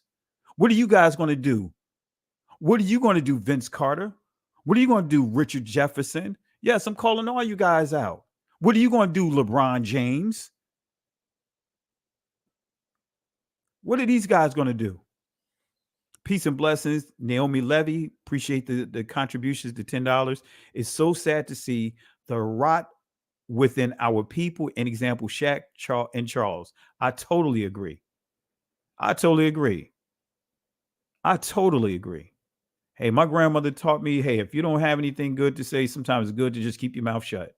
Right? And family, let's show some love to Naomi Levy for the contributions tonight. Really appreciate you, sis. Thank you again. Really appreciate it. All right. So it's over. It's over. See, the Most High have a great sense of humor. See, that's why I'm not even mad. I am not even mad at Shaq, or not Shaq, or Kyrie Irving, with him kind of, apologizing, because he still helped get this discussion where it is right now. A lot of people are talking. It's not everybody is supporting what has happened. Right. But let's go back here to this video here. Let me show this video clip again. And we're going to compare it to the article, because I'm going to show you where we got it from. But let's compare this clip again one more time. Let's show it again. I know you guys are like, hey, Pastor, you showing it again? That's right, because I want to make sure you guys understand what's happening here. Here we go. Why is the material in this book and film so deeply offensive? Absolutely. So just here in Los Angeles, the Los Angeles City Council passed 2 days ago the definition of anti-Semitism according to the IHRA, which is the International Holocaust Remembrance Alliance. And in that definition, it says that a perception of hatred to the Jewish community is the definition of anti-Semitism. Now, somebody asked, Charles Barkley asked me 2 days ago, have I read it or seen that movie? And so when he asked, I looked it up and I started seeing what those anti-Semitic tropes were. Number one, there's untruths there. And when untruths are then seen as truths to the next person, that leads to very dangerous consequences. So we're going to not listen to it again, but we're going to go further in our discussion here. And I'm going to show you and prove to you that Rabbi did not watch the movie. He's echoing the article, the initial article that started everything. Right? That's right, family. Again, boycott the NBA, cancel the NBA, cancel Adidas, cancel Nike, cancel all the companies that call themselves canceling us, canceling our people. Many of them enslaved us. Cancel them, family. Let's take our money out of these groups. I guarantee they'll feel it then. They'll feel it then. So what is the legal definition of anti-Semitism? I said that for a reason, family.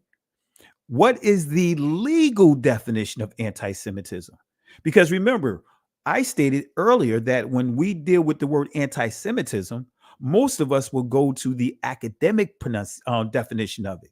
But how many of you guys have gone to the legal understanding of this word, the definition of this word, how it's defined legally? And I can assure you, 99% of you guys didn't. There's nothing wrong with that, right? But let me show you here, right? This is coming from a document that's on state.gov. State.gov is a government website. It's a government website. So now let's see what it says here. And this is the screen print in the back. As a matter of fact, let me go ahead and drop this link inside the comment section so that way in the future, you know exactly what this word means. You know what it is, right? There's no guessing. You know exactly what this word means. So let me drop this link in the comment section. All right, let's see here. All right, let me do it this way. All right. All right, I'm going to drop this link here. Guys, download this PDF. And if you haven't subscribed to the channel, hit that like button, share the video. So I'm dropping this in the chat right now. Right? You know, I like to share sources. So here's a source right here. Here's a source, right? Here's a source. Now you have a point of reference that you can get clarity of what I am reading right now in front of you. Okay. So anti-Semitism is a certain perception. Wait a minute. Anti-Semitism is a certain perception of Jews, which may be expressed as hatred towards Jews. What stands out is what you see is a certain perception. And guess what? The rabbi, this is exactly what the rabbi stated. Let me just play a little bit of it again. Why is the material in this book and film so deeply offensive? Absolutely. So just here in Los Angeles, the Los Angeles City Council passed 2 days ago the definition of anti-Semitism according to the IHRA, which is the International Holocaust Remembrance Alliance. And in that definition, it says that a perception of hatred to the Jewish community is a... What? So the perception, and this is on the government, state gov, or should I say state.gov. This is the document right here that he's reciting, right? Anti-Semitism is a certain perception of Jews which may be expressed as hatred towards Jews, right? Rhetorical and physical manifestations of anti-Semitism are directed towards Jewish or non-Jewish individuals and or their property, toward Jewish communities, institutions, and religious facilities. And as you see here, it says, working definition of anti-Semitism by the European Monitoring Center on Racism and Xenophobia. So you see the definition in the back here? This is what I'm reading right here. I'm quoting from here. So anti-Semitism is a certain perception of Jews, which may be expressed as hatred towards Jews. All right. So again, anti-Semitism is a certain perception. So again, what is the legal definition of anti-Semitism? Download that link, family. I may copy it one more time for those that don't have it. I know the chat probably moving pretty quick for some of you guys. Here it is one more time, right? Here it is again, that link. So what is the legal definition of anti-Semitism? All right. Now we're going to start with these bullets right here. Contemporary examples of anti-Semitism. Let me say that again. Contemporary examples of anti-Semitism. Right? We're going to read this here, and I want to let you hear the words of Kyrie Irving, not Kyrie Irving, but Kanye West. We're going to hear his words again. Contemporary examples of anti-Semitism. It says, calling for, aiding, or justifying the killing or harming of Jews, often in the name of a radically ideology or an extremist view of religion. Making mendacious, dehumanizing, demonizing, or stereotypical allegations about Jews as such, or the power of Jews as collective, especially, but not exclusively, the myth about a world Jewish conspiracy of Jews controlling the media, economy, government, or other societal institutions. Now I'm going to read this. I'm going to let you hear Kanye West's words again, right? So that way you can understand. And I want to say peace and blessings. Thank you for wise society. Shalom, for remain steadfast, immovable, unshakable, and always abounding. The Laster family supports you, supports you from California. And thank you again, Wise Society. Made me think of Poor Righteous Teachers, the old hip hop group with Wise, that the hip hop artist Wise. But I really appreciate you again. Thank you for the love and support and family. Let's show Wise Society some support. Let's thank him for just dropping this this donation, this contribution to the platform. Thank you again. Really appreciate you. Thank you again. Let's show some love, family. All right. So let's hear what Kyrie Irving said. I keep saying Kyrie Irving, but Kanye West. Let's hear what Kanye West said. I'm going to read it one more time. Then we're going to hear Kanye West, because family, remember, he said, well, actually, I'm gonna let you hear what he said. I ain't going to echo it yet, but I'm going to read this here, and then I'm going to play Kanye West's words, Ye's words, so that way you understand clearly what is being said. Making mendacious, dehumanizing, demonizing, or stereotypical allegations about Jews as such, or the power of Jews as a collective, especially, but not exclusively, the myth about a world Jewish conspiracy or of Jews controlling the media, economy, government, or societal institutions. Now listen to what Kanye West says, and you're going to see that it lines right up with what you see on the screen here. Let me play it here. Anti-Semitic statements are never good for anybody, right? It's kind of like being anti-black. But, it's really interesting. I didn't realize that I could be considered anti-Semitic till I read one of the definitions of anti-Semitism. Look at this. The definition says, making mendacious, dehumanizing, demonizing, or stereotypical allegations about Jews as such, or the power of Jews as a collective, such as, especially, but not exclusively. This sounds like a unethical body. All right, so it says, think about it, that sounds like the type of wording that's in the contracts, right? Indeed.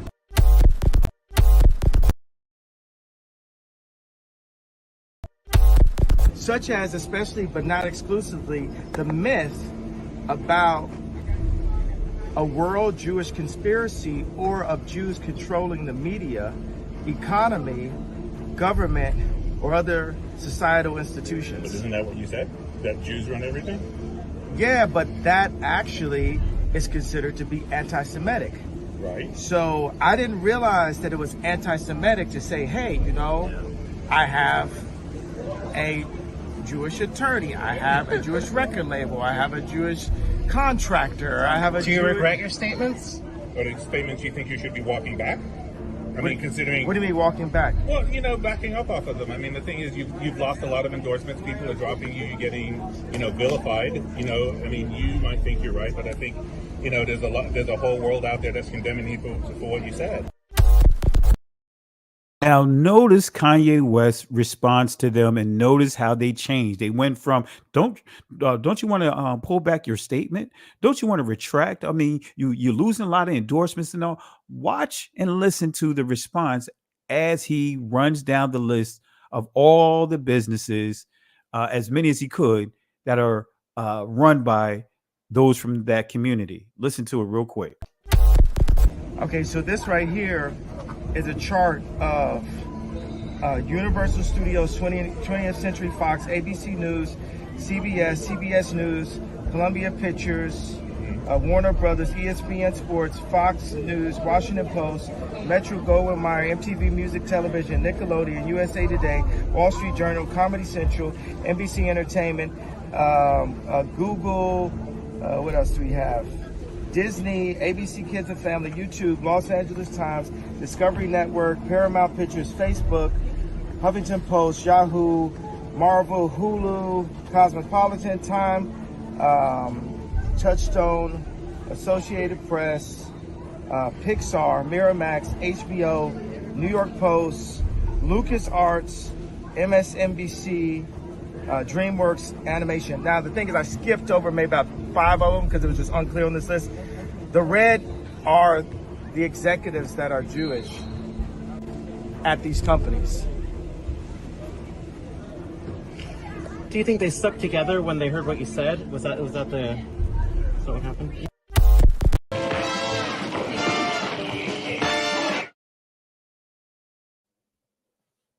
So you see, they changed their stance. Now that those reporters, that one of the reporters said, is this why they stuck together? Now, is this why all these companies are canceling you? That's what that reporter said. The same ones, the same two reporters that in the beginning asking the questions, hey, you know what? Are you going to pull back? Are you going to retract what you said? And Kanye's, in a nutshell, he didn't say, no, I'm not going to take it back. He said, I'm going to let you hear some of the companies. And it caused them to change their approach. All right. So Kanye West read verbatim what I have up on your screen. And family, this is why I want to say this, right? Because many are asking questions. How can Kanye West not know what anti-Semitism means? That's because, like most of us, we did not go the academic. We went the academic route, but we didn't go the legal route.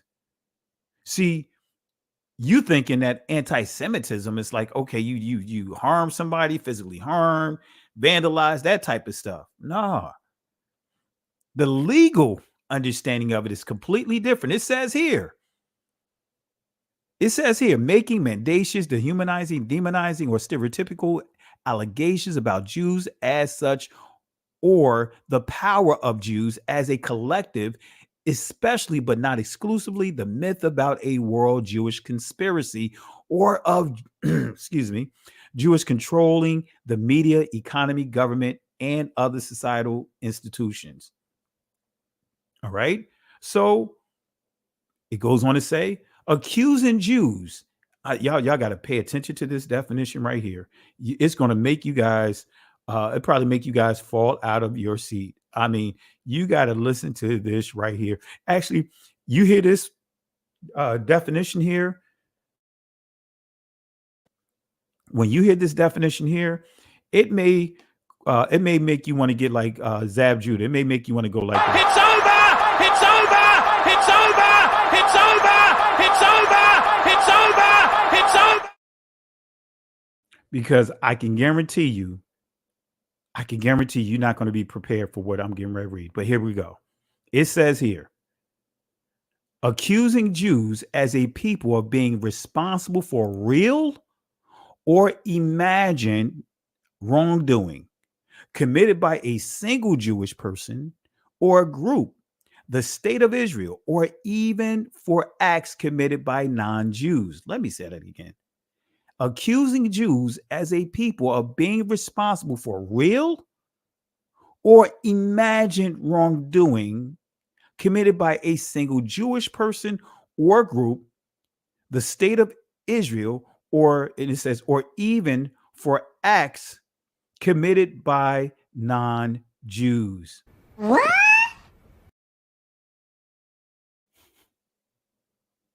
Accusing Jews as a people of being responsible for real or imagined wrongdoings. What? Absolutely. That's what I said when I saw that.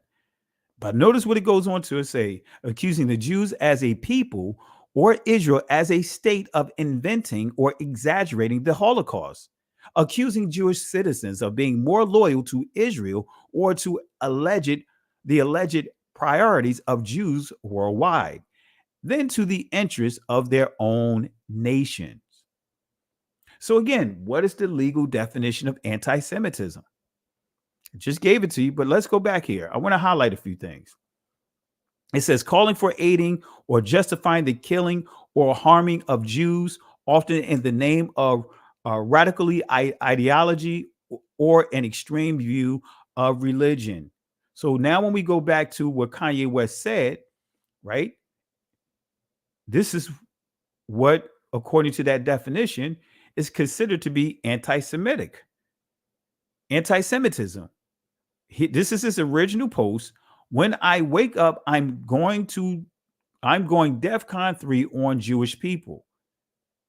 Now, Kanye West, even after he came out and gave clarity of exactly what he meant, because I understood what he was saying. I know that DEFCON, what he was saying was DEFCON, and all that is a state of defense, a state of readiness. But Kanye West gave proper clarity on this. He didn't wait weeks to do it. He gave it almost immediately, right? I believe within 24 hours, at least within 2 days, he gave it his proper clarity on what it means, what he meant by it. Here it is. I talk about the left, the Democrats, and how they prey with BLM on our outrage. Mm-hmm. Even when I put up the DEFCON 3 tweet, I was outraged at this point. What does DEFCON 3 mean? It's like level of this, like actually when it's DEFCON, it's like nuclear war. I spelled it wrong. I have a tendency to do that. But DEFCON is actually that you're preparing to protect yourself. All right, so that's what he gave clarity. He gave clarity, but I knew it was going to cause problems because even for me, I wouldn't even agree with him putting DEFCON because that's opening up a door and a room of opportunity. And off that DEFCON 3, he's painted to be worse than Hitler.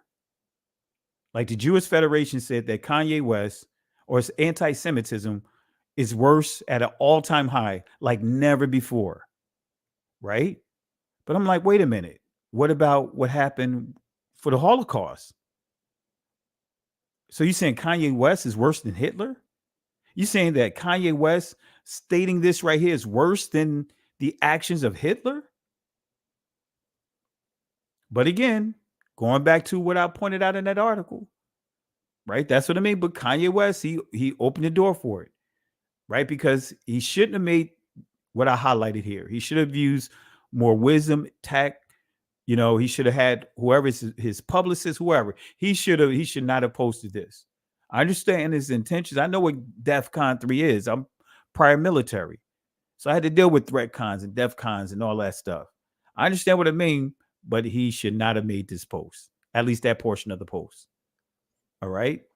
And what I mean by the portion of the post, because there's nothing wrong with what he said here. The funny thing is I actually can't be anti-Semitic because Black people are actually Jews also, you guys have toyed with me. So I'm just going to start right here. But then you go on here and say, you guys have toyed with me and tried to blackball anyone who ever opposes your agenda. Well, right now, because of all the cancellations, they're actually making them right. They're actually supporting his, substantiating his claim. All right. So what is the legal definition of anti-Semitism? Here's the other one, going back here. Making mendacious, dehumanizing, demonizing, or stereotypical allegations about Jews, such as the power of Jews as a collective, especially but not exclusively, the myth about a world Jewish conspiracy or of Jews controlling the media, government, or other societal institutions, right? So let's show exactly what Kanye West said again. We're going to connect the dots here. So this would be considered anti-Semitism. Let me play it one more time here as we progress here. Okay, so this right here is a chart of Universal Studios, 20th Century Fox, ABC News, CBS News, Columbia Pictures, Warner Brothers, ESPN Sports, Fox News, Washington Post, Metro Goldwyn Mayer, MTV Music Television, Nickelodeon, USA Today, Wall Street Journal, Comedy Central, NBC Entertainment, Google, what else do we have? Disney, ABC Kids and Family, YouTube, Los Angeles Times, Discovery Network, Paramount Pictures, Facebook, Huffington Post, Yahoo, Marvel, Hulu, Cosmopolitan, Time, Touchstone, Associated Press, Pixar, Miramax, HBO, New York Post, LucasArts, MSNBC, DreamWorks Animation. Now, the thing is, I skipped over maybe about 5 of them because it was just unclear on this list. The red are the executives that are Jewish at these companies. Do you think they stuck together when they heard what you said? Was that what happened? All right, I want to say peace and blessings. Thank you. I declare war for the contributions. I always wondered why Ye and Kyrie don't file a defamation lawsuit. I see one large loophole in the word Jew, forcing them to prove they are a Jew in court, right? And that's what's going to have to be settled at. They're going to have to take this to court, which I'm pretty confident that they will do that, especially with their reputation on the line. But sometimes things have to seem to go to like a very low point before other things start kicking in. But there's a legal fight that's coming, because with Kyrie Irving, you don't hear anything about the Players Association. You don't hear the Players Association coming out to even, that they met with Kyrie to actually protest the suspension. You don't hear the Players Association because the commissioner worked for the owners. The Players Association works for the players, but you don't hear anything about the Players Association. So appreciate it. I declare war. Thank you for the contributions. So again, allegations about Jews as such, or the power of Jews as collective, especially but not exclusively, the myth about a world Jewish conspiracy or of Jews controlling the media. And again, you guys remember this particular slide here. I'm going to show it one more time. LA Times, who runs Hollywood, would come on, by Joel Stein. He's a Jewish, Ashkenazi Jew.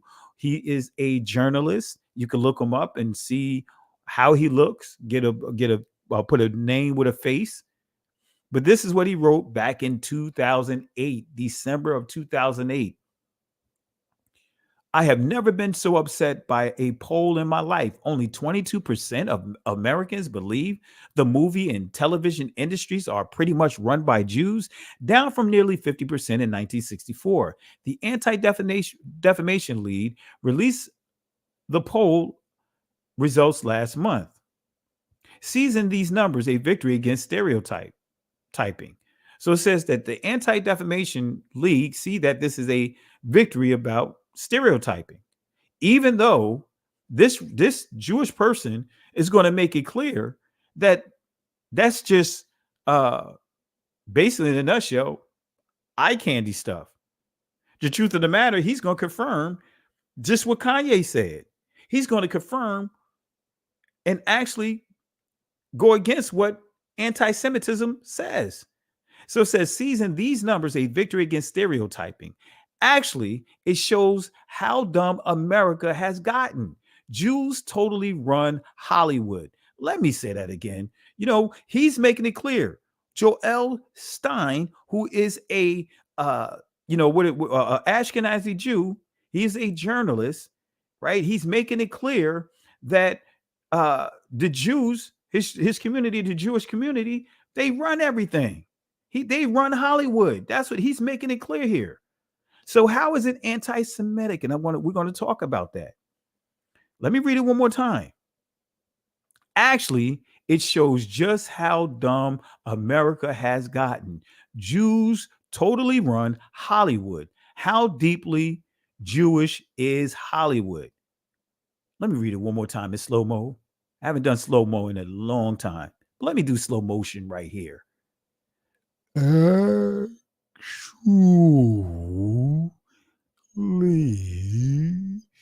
it just shows how dumb America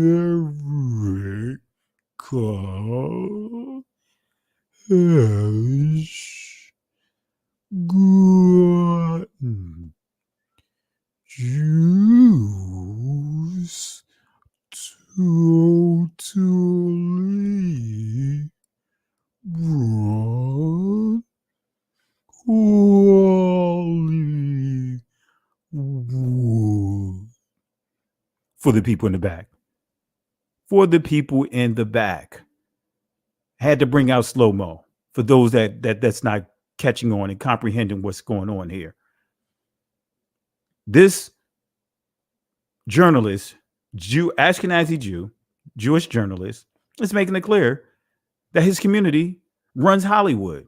How deeply Jewish is Hollywood? It goes on to say this.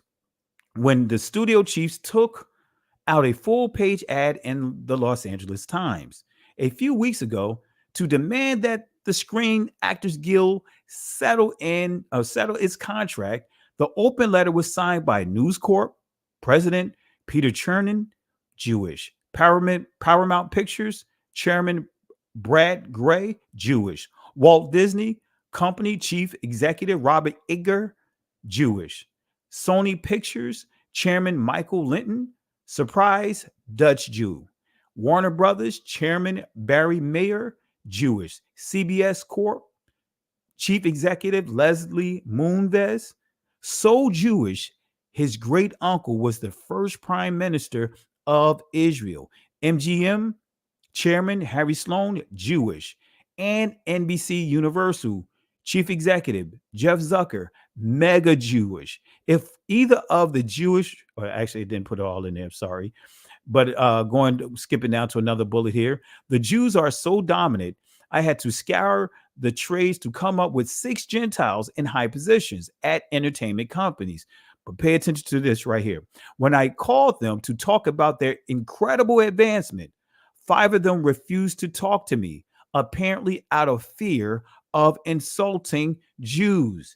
This is why many are scared to talk. Many are scared to question. Why? Because of the fear of insulting, or may have the perception that they're assaulting Jews by just answering some simple questions.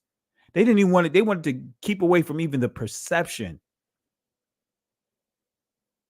It says, apparently out of fear of insulting Jews. The 6th AMC president, Charlie Collier, turned out to be Jewish. All right, I'm not going to read all of this again. Oh, yeah, I'll just highlight right here. The Jews are so dominant. Again, the Jews are so dominant. All right, that's a duplicate. But again, as a proud Jew, I want America to know about our accomplishments. He's proud. He's not trying to hide it. As a proud Jew, I want America to know about our accomplishments. Yes, we control Hollywood. All right. So he did not pull his tongue. He did not bite his tongue. But guess what? According to the examples that's given about anti-Semitic, me reading that article can be considered anti-Semitic. I'm reading the article. That Jewish guy can't be referred to as anti-Semitic. You see what I'm going at?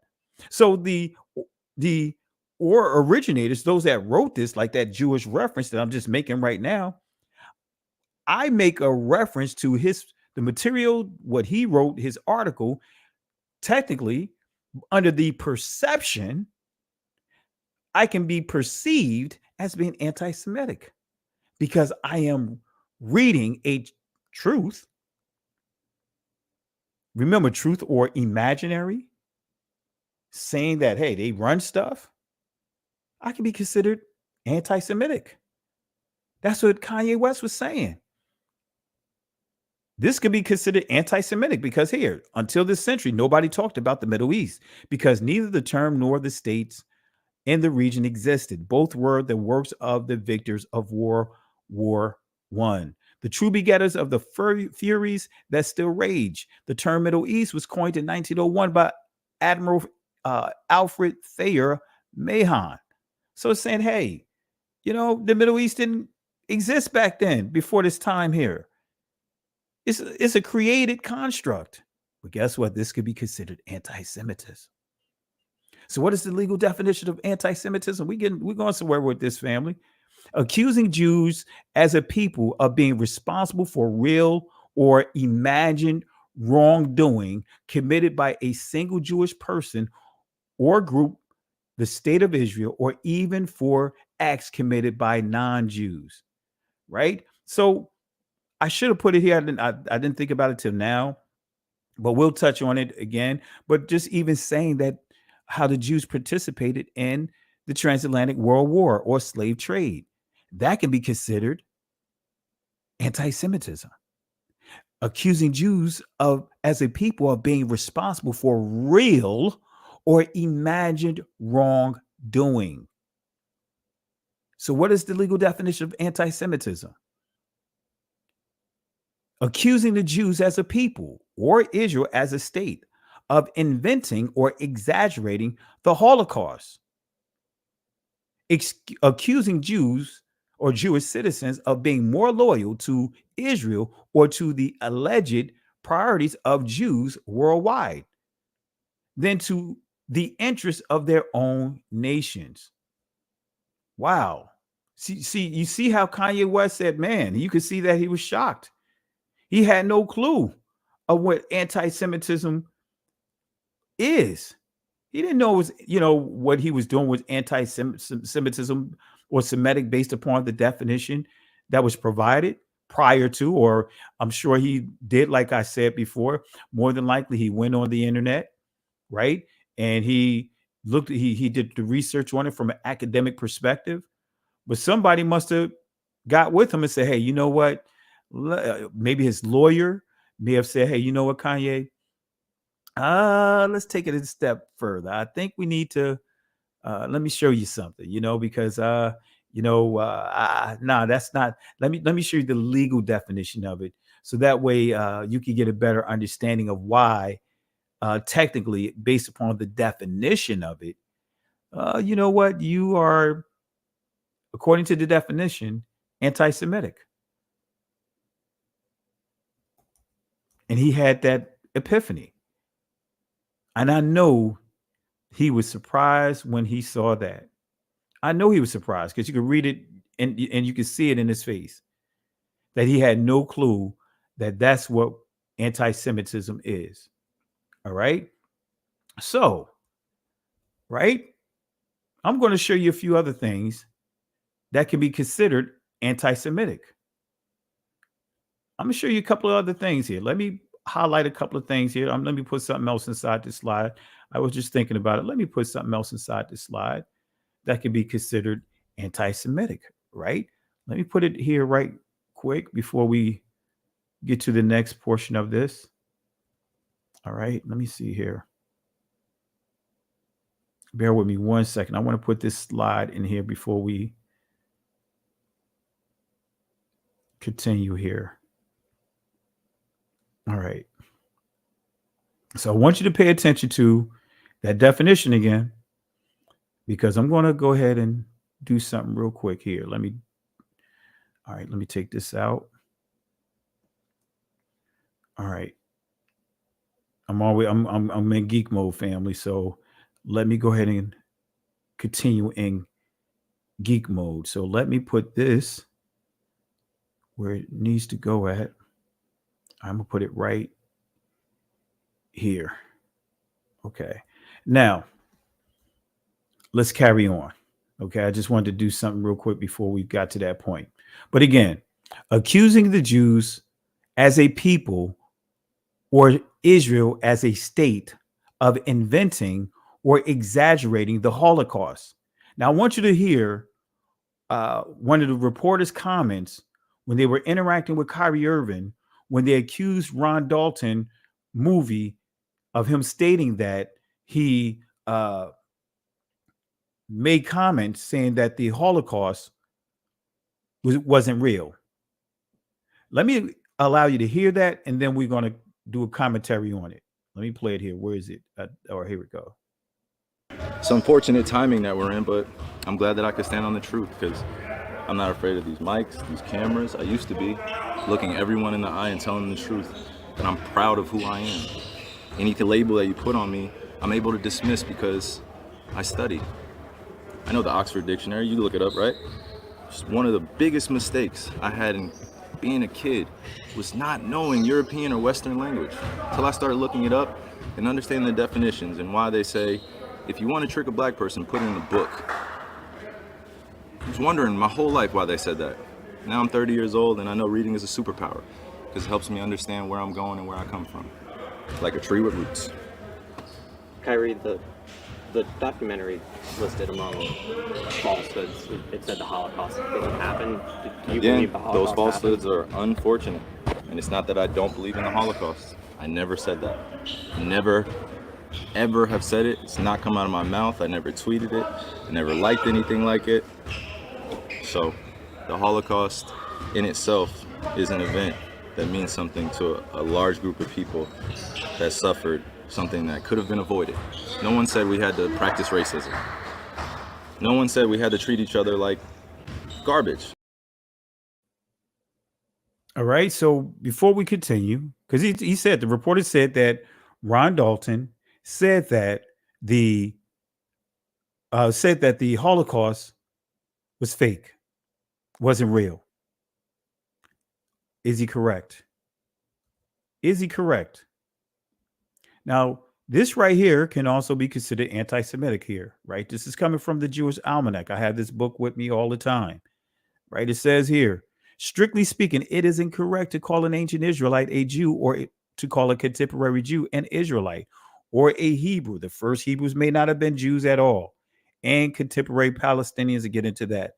But even their own literature says that it's not correct to call a contemporary Jew a modern Jew, an Israelite, or a Hebrew. The first Hebrews may not have been Jews at all, because now Hebrews is being used synonymous with Israel. So it's saying, hey, don't use those two words in the same sentence. So I just thought I'd just, share that real quick. So let's get back to here. Accusing the Jews as a people or Israel as a state of inventing or exaggerating the Holocaust. Wait a minute. So anti-Semitism, again, accusing the Jews as a people or Israel as a state of inventing, or exaggerating the Holocaust. So the question is, did Ron Dalton write in his book or state in his movie that the Holocaust did not exist, that the Holocaust is fake? And I'm going to say that is absolutely not. That is an absolute lie. An absolute lie. The reporters lied. The reporters lied. So what did Ron Dalton actually write in his book or say in his movie about the Holocaust? Excuse the typo. Let's see what he says. Hebrews to Negroes, Wake Up Black America by Ron Dalton. I just decided to go to his book. And guess what? Notice what you see here. The Jews have established 5 major falsehoods which work to conceal their nature and protect their status and power, to wit. Number 1, the Jews are Israelites, in other words, Hebrews, and thus God's chosen people. Right? This is listed under 5 falsehoods. Number 2, Jesus Christ was a Jew. Jesus, Mary, did not practice Judaism. Jesus' stock was of Levi and Aaron, in other words, by way of Mary, and Judah by way of Joseph. Number 3, that 6 million Jews were killed in the Holocaust during World War II. Many sources and scholars have proven that there were less. Wait a minute. That doesn't sound like he said the Holocaust didn't exist, or say he have scholars saying that the Holocaust didn't exist. Actually, here he's listing a source saying that many sources and scholars have proven that there were less than 250,000 Jews living in Europe at that time. So it's questioning the numbers, exaggeration of numbers, according to the anti-Semitism examples that is listed. So Ron Dalton didn't say that the Holocaust was fake, right? With sources, he's making reference to other sources, questioning the actual numbers, 6 million number, right? Okay, so it says less than 250,000 Jews living in Europe at that time. So it was less than 250,000 Jews living in Europe. How could it be 6 million when it was less than 250,000 Jews living in Europe at the time of the Nazi Third Reich rule? This number was fabricated. It was believed to be true by the Jewish-controlled media in America. Number 4, that all people are equal. All people are not equal in the religion of Judaism. We are considered goyim or goys, right? Goyim plural, goy singular, just like cattle. Number 5, that the Jews are just another religious group. The Jews today are Europeans whose ancestors converted from paganism or pagan religious to the Judaism religion. Being a Jew, which is a follower of Judaism, is basically a religion. The race of anybody practicing Judaism varies by country. Therefore, the Jews are just a religious group, not a race. So those are 5 things, falsehoods that's listed there. But guess what? Ron put a source here, quoted by Ashkenazi Jew Harold Wallace Rosenthal. Wait a minute. So now we have to go to this work. We got to see, is Ron making this up? Did he, or is he the one that started to talk on the numbers, exaggeration of numbers? No, because he made a source here, reference to a source here. He posted a source that he's quoting from a source. So let's go to the source. Let's go to the source. The hidden tyranny, the issue that dwarfs all other issues, by Harold Rosenthal, right? Who died, who was murdered 30 days, less than a month later after this interview, right? So this is the screen print from his actual book, and what Ron Dalton quoted are the footnotes right here, footnote 13. And I'm going to show you here, right? The Jews have established 5 major falsehoods which work to conceal their nature and protect their status and power, to wit. Number 1, the Jews are Israelites and thus God's chosen people. Now, Rosenthal is an Ashkenazi Jew. He's an Ashkenazi Jew. So he can't be considered anti-Semitic, but those that make a reference to his work are anti-Semitic. How does that work? You're quoting someone from their community, but yet you're anti-Semitic for quoting someone from their community that's actually saying these things right here, right? That doesn't make sense. That does not make sense. So the Jews have established 5 major falsehoods. That's what it says here. But actually, let's go down to where it says here. Number 3, that 6 million Jews were killed in a Holocaust during World War II, that all races are equal, or that all brothers, and that the Jews are just another religious group. So this is a Ashkenazi Jew that Ron posted a quote inside his book, made reference, stated his name. This is who actually what Ron is quoting inside his book, in his documentary. He didn't say that the Holocaust didn't exist. The question is, he's quoting sources that's questioning the actual number. Okay. Who is Harry Rosenthal? Right? Who is he? I gave you information on it, but we'll get to that again. I'll give a refresh on that part. But I want to show you some here. Why are there coins, right, prior to the Holocaust that has both Nazi and the swastika, or excuse me, the Nazi swastika and the Zionist symbol, which is the Star of David? They call it the Star of David. Why are there coins prior to the Holocaust, excuse the typo, that has both Nazi swastika, the Nazi swastika, and the Zionist symbol, which is the Star of David, on them? Here it is. Come on, family. Why do we have this coin? Why do we see the same coin, but we see the swastika on one side and we see the star, which is the Zionist symbol, on the other? See, when you ask questions like this, anti-Semitism, oh, conspiracy, anti-Semitism, for even asking a question like this, showing a reference like this, you can look it up, family. You can look it up. This could be considered anti-Semitism. 1 billion fund to Jewry, to rebuild Jewry. New York Times. So this is New York Times that's not owned or ran by our community. October 18th, 1918. And notice here, this is dealing with 6 million souls in October 18th, 1918. 6 million souls will need help to resume normal life when the war is ended. But we have a testimony by a Jewish Ashkenazi Jew stating that there was less than 1 million Jews living in Europe at that time. But we see 6 million, an article about 6 million Jews need help.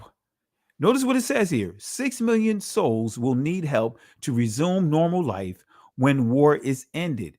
Loans Without Interest Committee of American Jews lays plan for the greatest humanitarian task in history. 6 million Jews need help. And this is the actual article that you can go into the archives of Time, the New York Times, and you can download this, subscribe to it, because I've been a member of it for years. And I just downloaded the PDFs just to have it as a source. This is the actual screen print, the PDF of the original article. 6 million souls will need help to resume normal life when war is ended. But here's another article. Ukrainian Jews aim to stop pogroms. New York Times, September 8th, 1919, well before the Holocaust, well before World War II. Notice here, Ukrainian Jews aim to stop pogroms, right? But it goes on to say, when we get down here, 127,000 Jews have been killed and 6 million are in peril. But the same number is in 1919. But we're dealing with another area.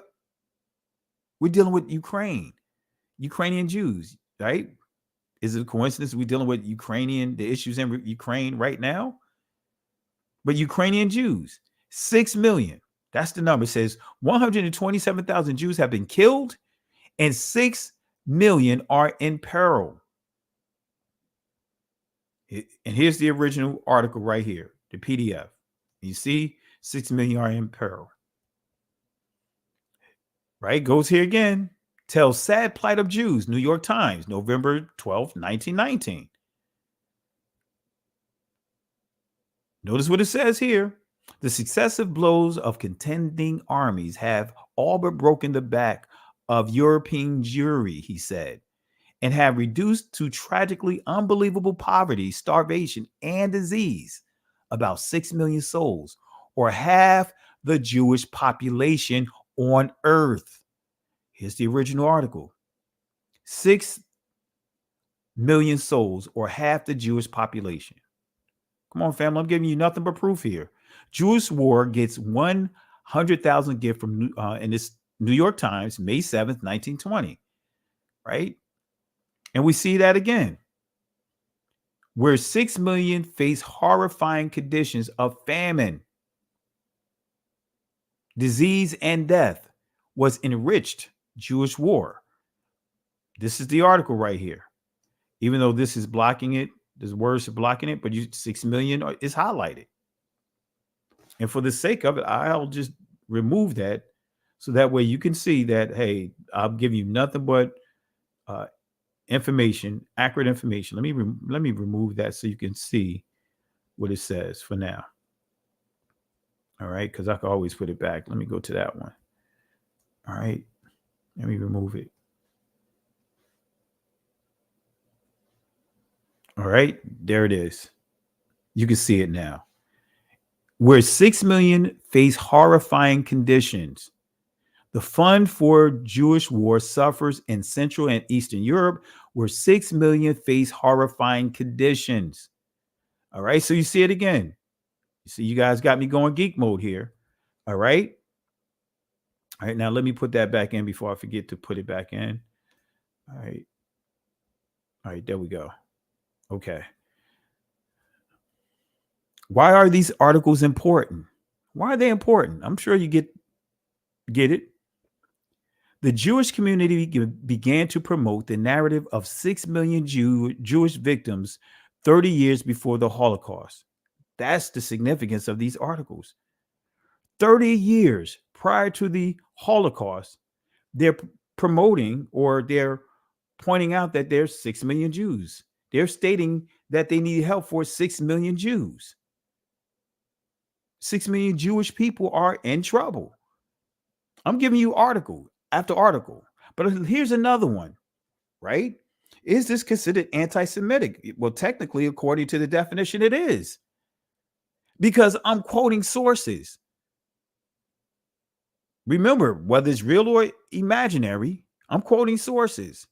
Anything that may talk about or allude to exaggeration of numbers, even though I didn't say any type of words, any type of lingo saying exaggeration. But we definitely know that according to the Jew that we highlighted, Harry Rosenthal, and also what I'm giving a highlight here, there wasn't 6 million.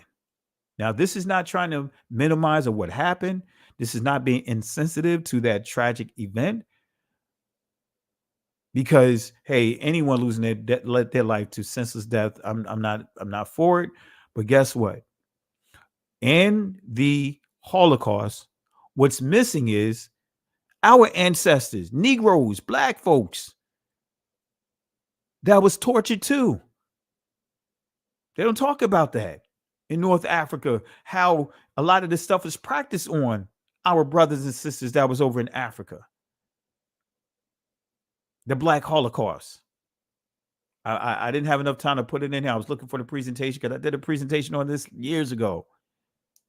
But notice what it says here. Poland agrees to change Auschwitz tablets. Right? Is this anti-Semitism? This is coming from the New York Times. Hey, I told you I get a lot of information out of New York Times. The archives, as you see here, archives, 1992. Poland agrees to change Auschwitz tablets after 50 years of deflecting the request of Jewish groups. So Jewish groups was pushing to change the numbers. The Polish government has agreed to change the wording on stone tablets at Auschwitz and Birkenau, the adjacent Nazi camps, where more than 1 million Jews died during World War II. But notice what it says here.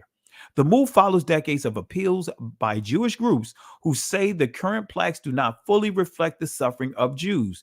There and focused too heavily on the camp's non-Jewish victims. While thousands of non-Jews were among the estimated 1.5 million killed at Auschwitz, the victims were predominantly Jews. So wait a minute. They're saying 1.5 million people were killed, but most of that 1.5 million were Jews. All right. So technically,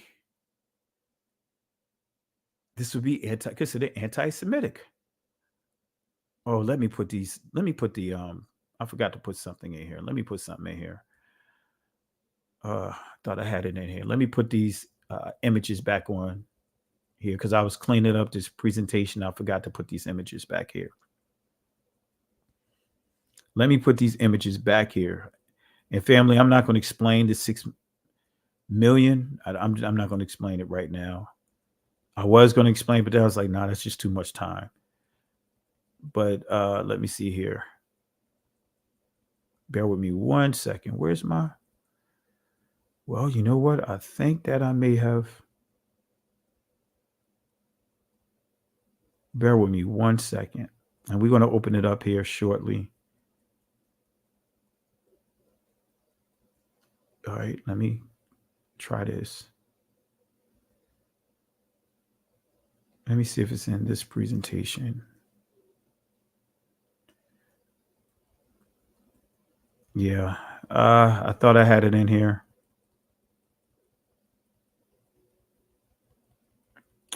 My bad, family. Let me close this one out. Let me try it again. I thought I had it in here, family. I could have sworn I had it in here. Let me open up this presentation one more time. And let's see if I can get it for you. And we'll continue on. Let me see here. I'm just trying to open it up real quick before we continue. Let me see. All right. Open.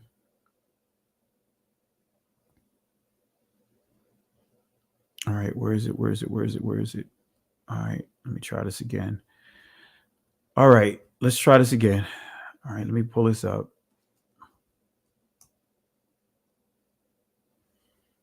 All right. Playbook Zionist should be here. All right. Let's try it again. I know another document that I have because I do this. It's in several of my presentations, but I believe I know where the other one is. Let me pull this up real quick because I want you guys to see the actual tablets because that's what's missing, the actual tablets. So I want you guys to see the actual tablets. All right. Let me see here. All right, here we go. Is it here? Almost did. Where is it? Where is it? I thought it was here. I thought it was here, family. Let me try one more place. Because it should be here. I don't know what happened. I hope I didn't mess up my presentations. It should be here. All right, let me see. All right, let me try another presentation. I don't know what I did. I accidentally removed the images. Let me try one more. Let me go to another one. Let me see.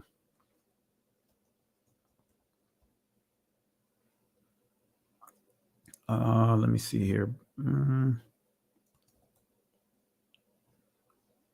All right, let's try this. Let's see here. Hopefully it's in this one. I know I'm kind of delaying here, but I want to show the images here. All right, I think it's in this presentation. Let's see here. Got a lot of them, a lot of presentations, but let's see if it's here. All right, hopefully it's in this one. All right, let's see. It got to be in this one. If not, we'll just have to do it another time, family. I can't believe I did that. Now, my hard drive is in my bag, so I can't go into my hard drive. Let's see here. Oh yeah, I found them. Here you go. I'm going to copy these over, and I'm going to let you see the tablets. All right, let's copy it over. Thank you, Most High. Good thing I make it a point to, copy certain things in multiple presentations just for times like this. All right, so let me get it out. All right, let me copy these tablets here. Okay, here we go. There we go. There we go. There we go. All right, family. There you have it right in front of you. These are the tablets, right? Right. These are the tablets. One is the original and the other one was changed. Okay. So let me pull up the tablets now.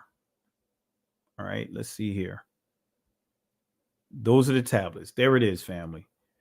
Oh, thank you, Most High. Glad I have it here. Now, notice what the tablets say, family. Here we go. All right. Notice what they say.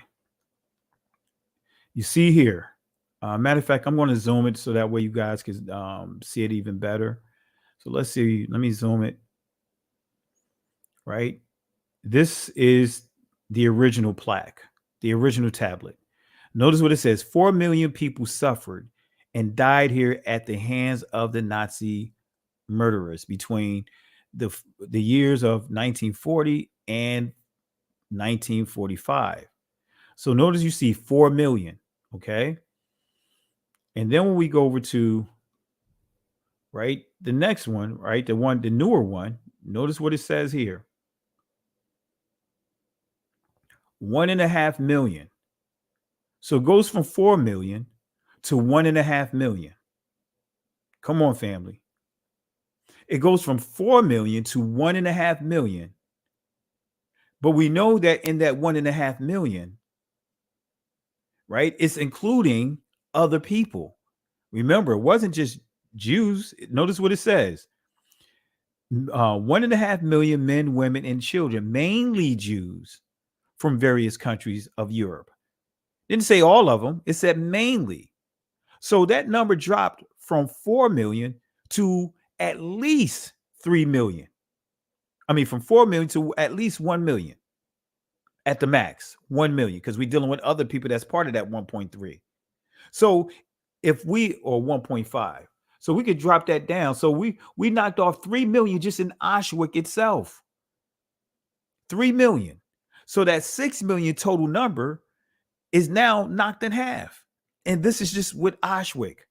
I encourage you guys to get that book I pointed out. If I have enough time, I run and get it out of my bag, that Jewish Almanac, because if you go through the Jewish Almanac, you'll see the numbers are much lower.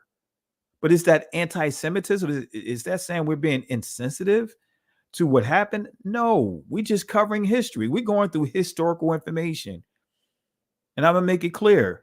We're not mocking or trying to belittle or insult the families that suffered. Because it did happen. But according to what we just read, just starting with Poland, they made it clear at least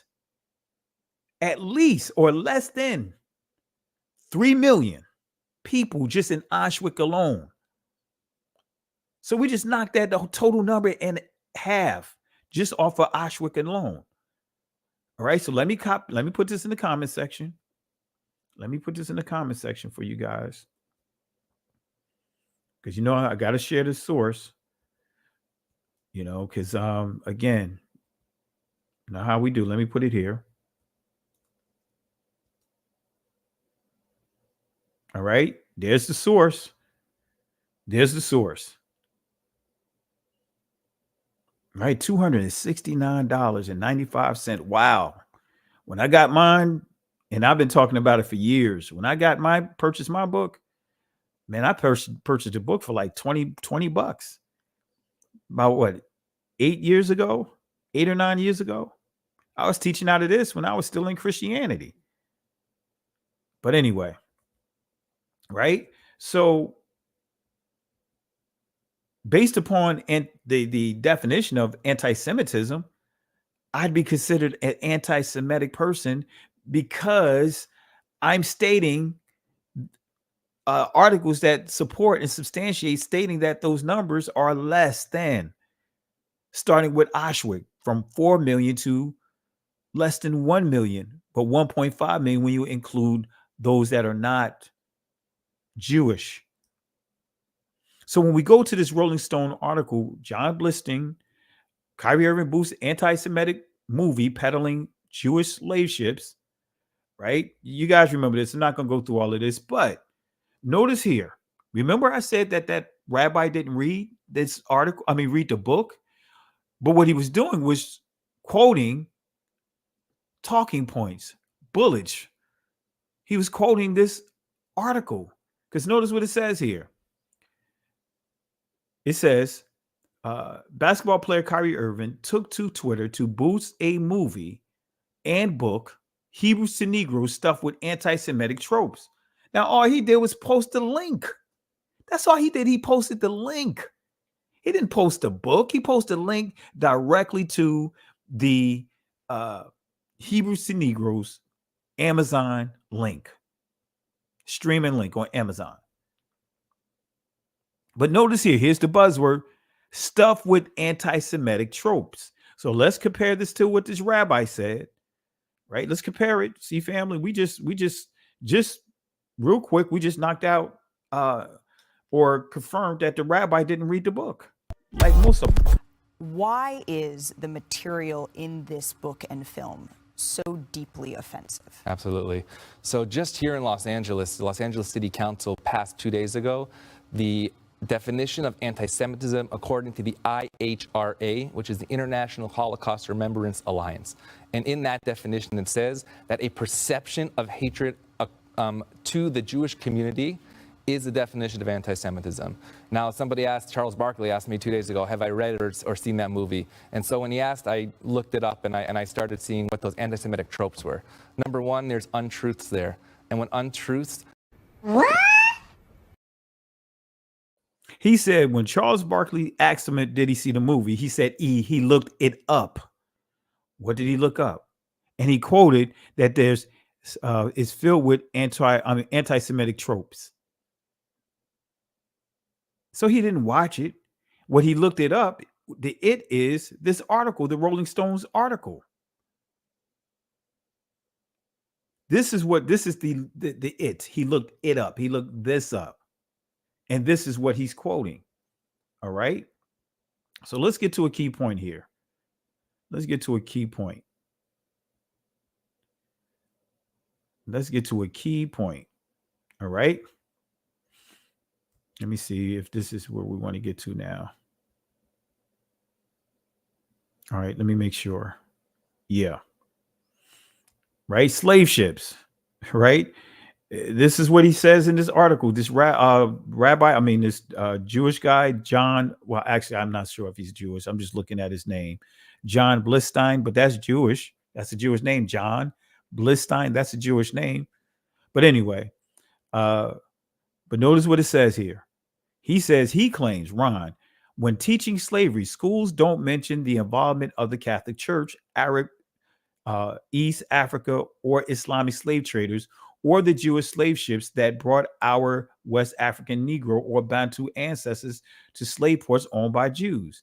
And guys, you remember this. I'm not going to go into all of this, but this is one of the sources that I have. I have plenty of other sources showing, as what was pointed out, that the Jewish community, as we know them, guess what? They also took an active part in the Dutch colonial slave trade. It goes on to say how they had taxes and pasta, in other words, a Jewish tax of 5 soldos for each Negro slave a Brazilian Jew purchased. Slave auctions were postponed if it was held on a Jewish holiday. But it goes on to tell us here, it says, as well as the British colonial of Barbados and Jamaica in the 18th century, Jewish merchants played a major role. It didn't say a minor role, like many would try to reduce it. This is a Jewish rabbi. This is a rabbi that wrote this book, this historical account. But guess what? It shows right here. It says they played a major role. Now, me reading it, I'm considered anti-Semitic based off the definition and the examples, but not the person that wrote this book. Only those that use the sources.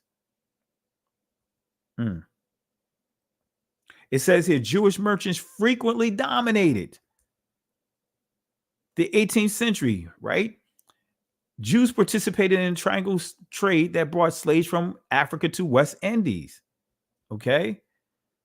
And it's saying these are some of the individuals that dominated Jewish slave trading on the American continent. So they had, I mean, you just see it here. You can't get no deeper than this. It says played a significant role in the merchant capitalism, commercial revolution, and territorial expansion. Right? The Jewish Caribbean nexus provided Jews with the opportunity to claim a disproportionate influence. We just see it here. You can't get away from it. All right? I'm just not reading all of this, family. It says here, slave trading was a major feature of Jewish economic life. Let me say that again. Slave trading was a major feature of Jewish economic life. Right? North American and the Caribbean Jews played a key role in this commerce. So again, in slavery in the Catholic Church, you guys already know this. The Catholic Church, the Christian Church declared war on our ancestors. So I'm not reading all of this. I encourage you guys to go back and watch the video that I did a week ago, Saturday night. It's there. So start by falsely suggesting that anti-Black racism can be traced to key Jewish texts. That's part of that definition. Kyrie Irving boosts. All right, let me go here. It says here, starts by falsely suggesting that anti-Black racism can be traced to key Jewish texts. That's what it says here. Right? But we're going to answer this. And it says here, let me go back. Western education and religion tries to teach that the world that Blacks are cursed with their skin color by the curse of Ham, Canaan. This is also taught in European Jewish documents and in the teachings of the Talmud book in Judaism. Some can say that it can establish the base for Black racism even before the KKK. Now, what does Ron Book say about the origins of the curse of Ham? Let's see what his book says. Because we read the article from this John Blistein, which we already proved that he was very deceptive, didn't use no type of integrity when he wrote the article. But let's see what Ron, according to John Blistein, Ron starts in chapter 4 of his book by falsely suggesting that anti-Black racism can be tracked back to key Jewish texts. Is he correct? I'm telling you, he's not. Did he, this journalist of the Rolling Stones article, properly quote Ron Dalton's book? No, he didn't. Right? So when we go to chapter 4, right, this is the entire chapter. What's in yellow is what the journalist quoted in his article, but he missed out what's in orange. This is key because it doesn't start off like he says here. He said it starts off by saying that basically bashing the Jewish community, saying that hey, they the ones that promoted the ham and all that other stuff. He said it starts off with that. No, it says oftentimes growing up, I wondered that if the original man and woman were white, then where did Black people come from? In the church, most African Americans are taught in Sunday school lessons that Adam and Eve are white. And this is just, these bullets I put in this effect here, this torn page effect. It's saying the same thing, right? So according to John Blistein, Ron Dalton starts chapter 4 of his book by falsely suggesting that anti-Black racism can be traced back to key Jewish texts. So is he correct? No, he's not. He's not correct. So we go back here. Again, that's what he missed out. He didn't include this in there. He didn't include this in there. So he misled the people that's reading that article. So he's missing in his quotes inside that source. He's missing the sources that Ron listed. He didn't even list that the actual sources that Ron listed. He's given the impression that Ron is making this stuff up. Ron Dalton don't believe in the Holocaust, that the Holocaust didn't exist. They just doing a lot of gaslighting as far as this writer. Right? But let's go to this key point here. The curse of Ham. It says here, Western education and religion tries to teach the world that blacks are cursed with their skin, colored by the curse of Ham or Canaan. This is taught in the European Jewish documents and the teachings of the Talmudic or the Talmud book in Judaism. Some can say that it established the base for black racism even before the KKK. In the Jewish Torah Anthology, Volume 1, pages 392 to 393, the details of the true origins of this slanderous belief that blacks received the punishments curses from Canaan reads as follows. Now, I'm gonna read what Ron Book says, and then we're going to make reference to this source here. So let me pull it up again, family. So for those that are watching for the first time, let me show you here. Let me change my camera here. This is the book. This is the book. So we're gonna share some quotes out of here and compare it to what Ron said. All right. So let's get back into it. Hit the like and subscribe, family. Share this video. Please share this video. All right.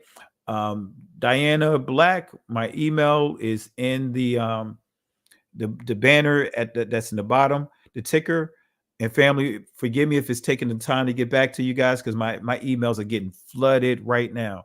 Have some deception things going on as well. People trying to get me to get into discussions with them, and then some mysterious things are happening, like the emails are disappearing. It's crazy. It's some crazy stuff that's going on. But anyway, but notice what Ron points out here, right? Slanderous beliefs that black received the punishment curses, because this is what he's dealing with. The punishment, the curses that we hear taught about Ham, right? Curses from Canaan reads as following: because he, in other words, Ham, looked at his naked father Noah, his eyes became red, always appearing bloodshot, in other words, referring to Africans. Because he, Ham, mockingly told his brothers about his father's condition. His lips were made thick and gross like those of a Negro. Pay attention to this. Pay attention. Because he, Ham, turned his head to see his father Noah, the hair of his head and beard became kinky. Because he did not cover his father, it was decreed that he always go naked and blackened by the sun. So now let's go ahead and answer this question. Is Ron Dalton giving a direct quote from the book? Is he? Now let's go into the book. Is Ron Dalton being misleading? So when we go to this book, the Torah Anthology, Volume 1, Genesis, because it's basically summarizing Genesis. Notice what it says here. And these are actual screen prints from my book. It's screen prints from the book that I purchased. Family, you know, I don't play when it comes to showing sources. This is coming from this book, page 392. All right, let me pull it up here. Let's pull it up here, 392.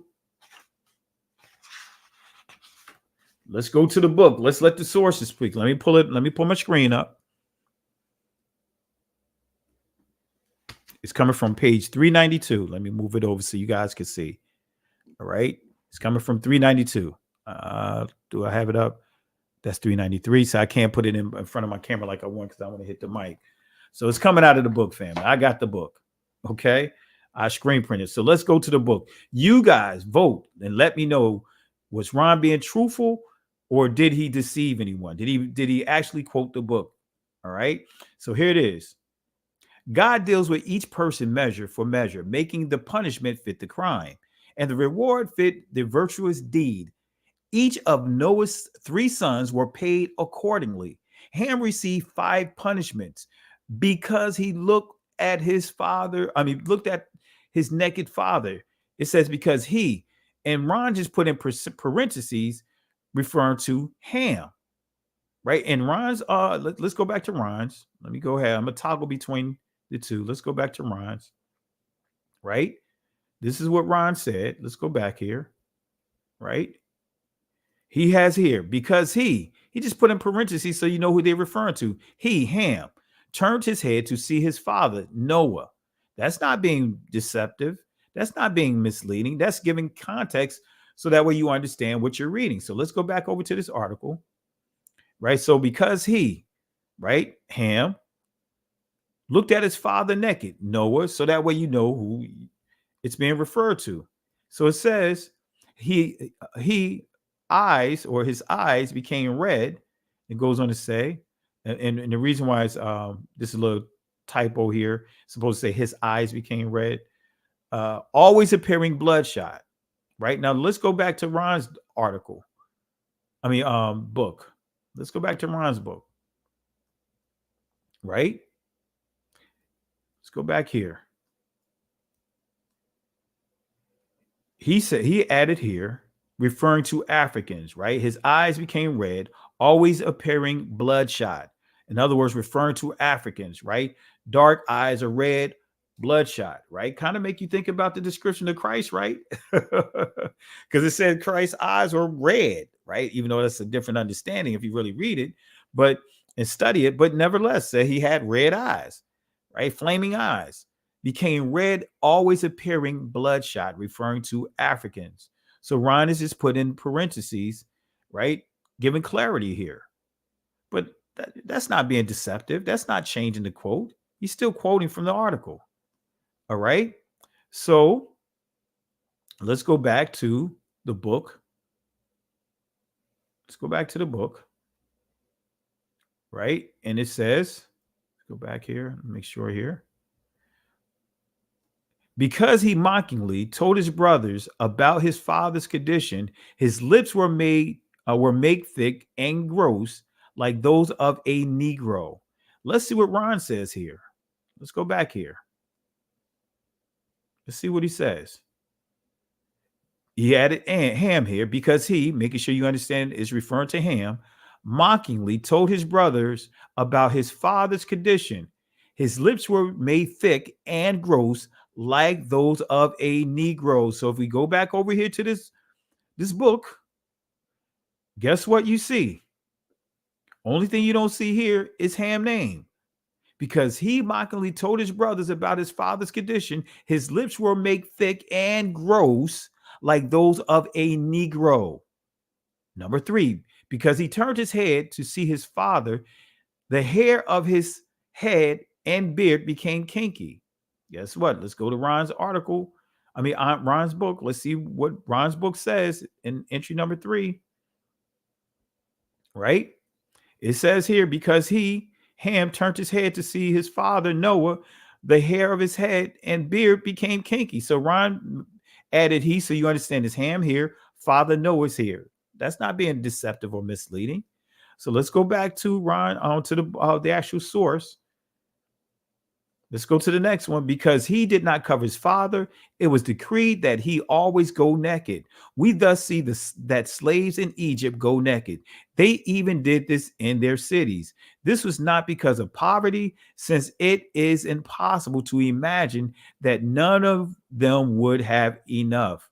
All right. Now, we're going to do a comparison. I'm going to read the rest of this here.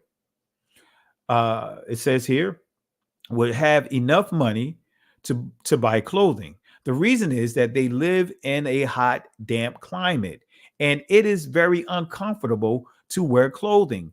For the reason for this is the geographical location. Since the Hamitic tribes lived in tropical climes, it was the curse.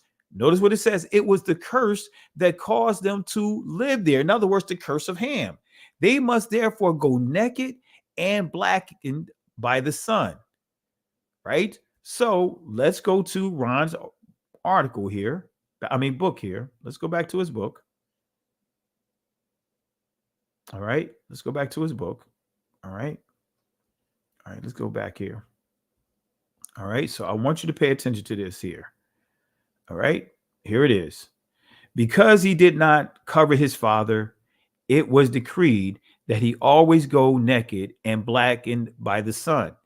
Now, these are two different sentences, right? Starting here, and this is one portion of that entire paragraph that I read. So this is accurate here. Go naked, and then he closed it out with and blackened by the sun. Well, let me give you clarity on this. Let's go to the article. Right? Here it is. Let's go here. Right. Ron took this sentence, because he did not cover his father, it was decreed that he always go naked. And then he took all the middle stuff out and went directly here, right? Because as you see, go naked and blackened by the sun. So he took all of this, the in-between stuff here, out. But guess what? That's not being deceptive. He's still giving reference and giving sources. Because he did not cover his father, it was decreed that he always go naked. So that's up to you if you believe that it's being deceptive, but I don't. Because when we go here, we see the sentence have been shortened. All of this inside here was taken out. But we still get the basic understanding. Because he did not cover his father, it was decreed that he always go naked and blackened by the sun. So that's still dealing with the curse. Family, is that being deceptive? If that's being deceptive, type 1. If it's not, type 2. Right? If it's being deceptive, matter of fact, if you say that it's deceptive, say yay. If you believe that it's not deceptive, say nay. All right? I know I'm covering a lot here. All right? All right. So some saying yay, some saying nay. Okay. Hey, that's, and I'm not going to knock you for it. But for me, like I said, I don't see it taken away from the actual meaning.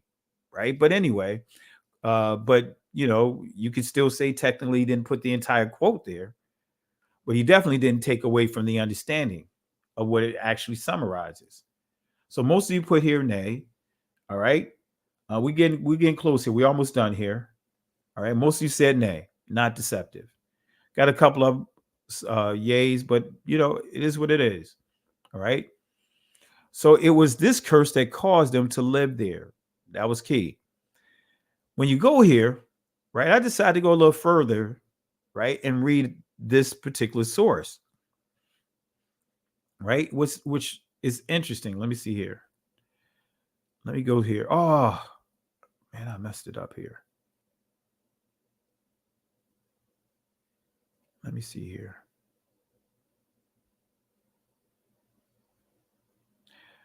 I know what I did. Let me check here. It's another source here that was really another portion of this book that was very interesting. Let me see if it's here. If not, I'll have to add it there. We get it. We're almost done, family. All right. We covered that.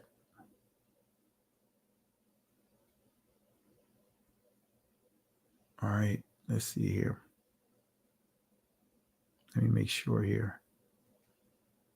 All right. Yeah. Let me change something here. Yeah. It was another portion of this book that I wanted to highlight, and I thought I had it here. So let me change this here so you can see what I mean. All right. Let me see here. Oh, man. Let me see.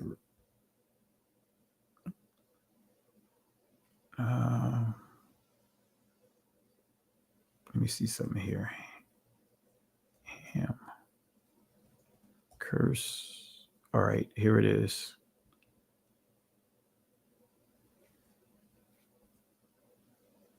All right, there it is. All right. This is what should have been there. It was the wrong quote there. Let's try it again. All right. So this, what you see here, I'm actually reading this right here. Right. What you see in the background, actually the wording here is somewhat different to understand. Noah said, let Canaan be their servant.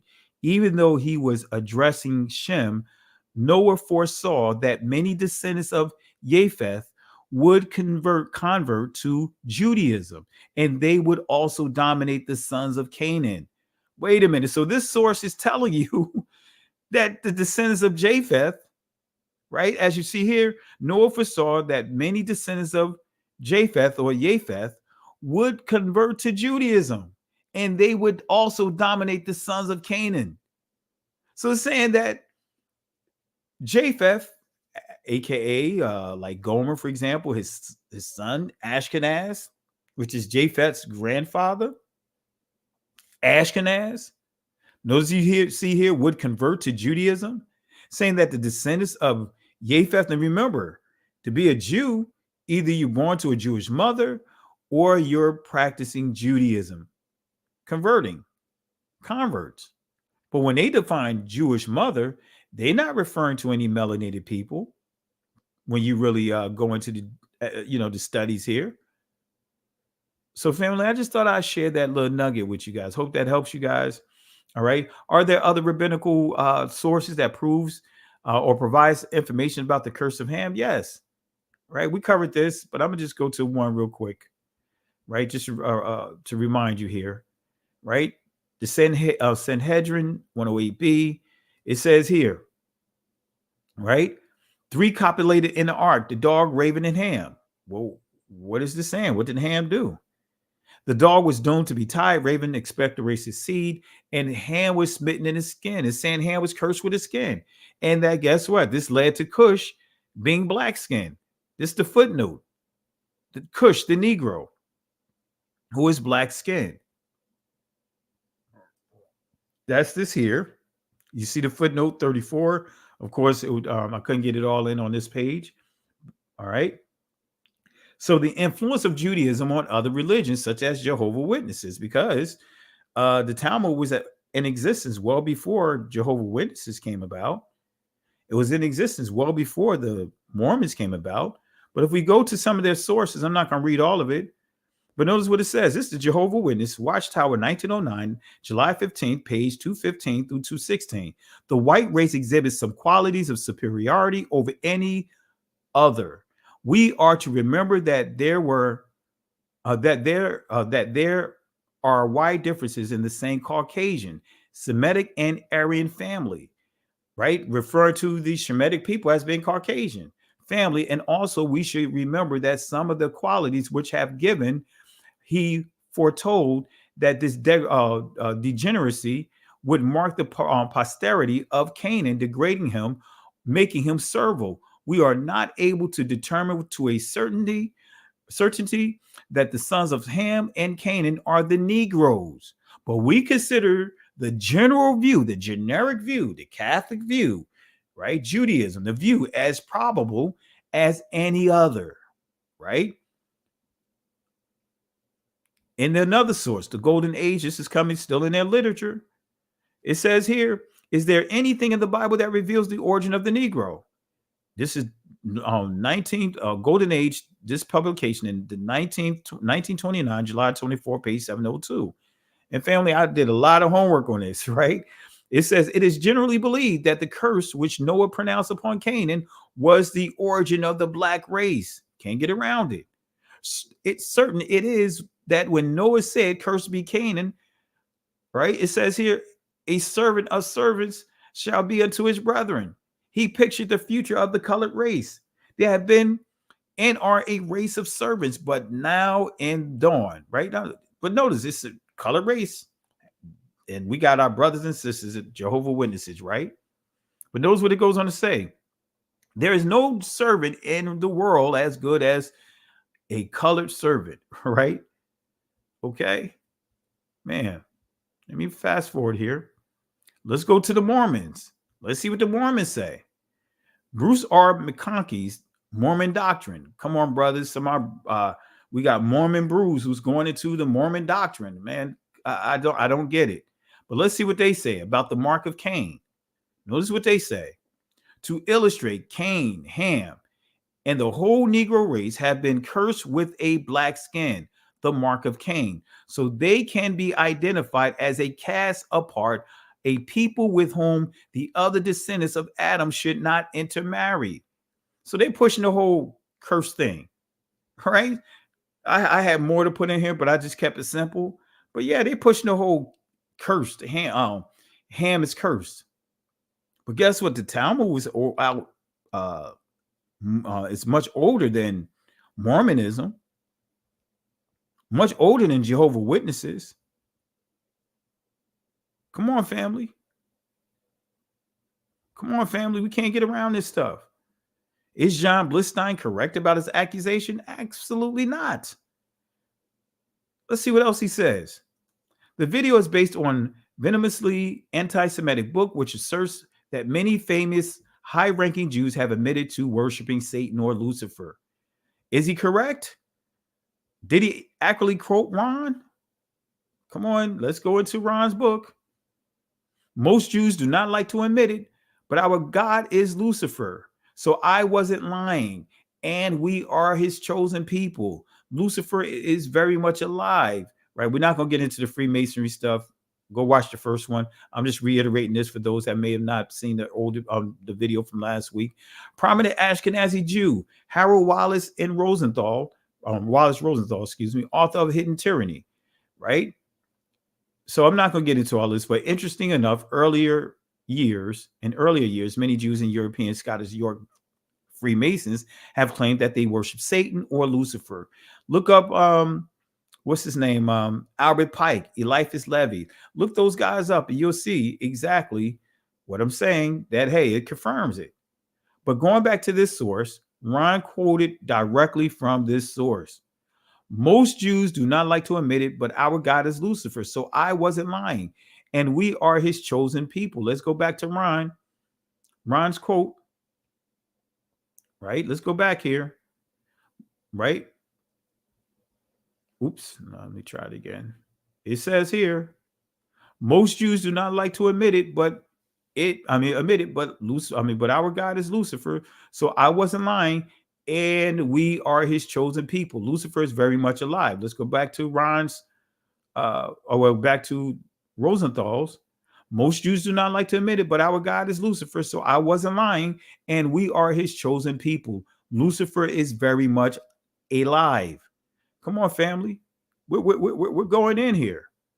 All right. Appreciate it again, Marco Kane. Thank you for the contribution. We not Jews, but Hebrews. A Jew is a Greek mixed Judean, or whom generals of Alexander the Great took on the guise of these people, countries that they conquered. Appreciate you for your input, and family. Let's show some love for Marco for the contribution here. Really appreciate it. So, family, we giving nothing but receipts here. Nothing but receipts. All right. So who is Harold Rosenthal? We're going to close out with this last point here, and I'll drop the link for those that want to jump on real quick before we wrap up. Who is Harold Rosenthal, and how did he die? Well, I'm glad you guys asked, right? I'm glad you guys asked. Here we go. The Jewish Telegraphic Agency funeral services held for 2 Israeli killed in Istanbul, right?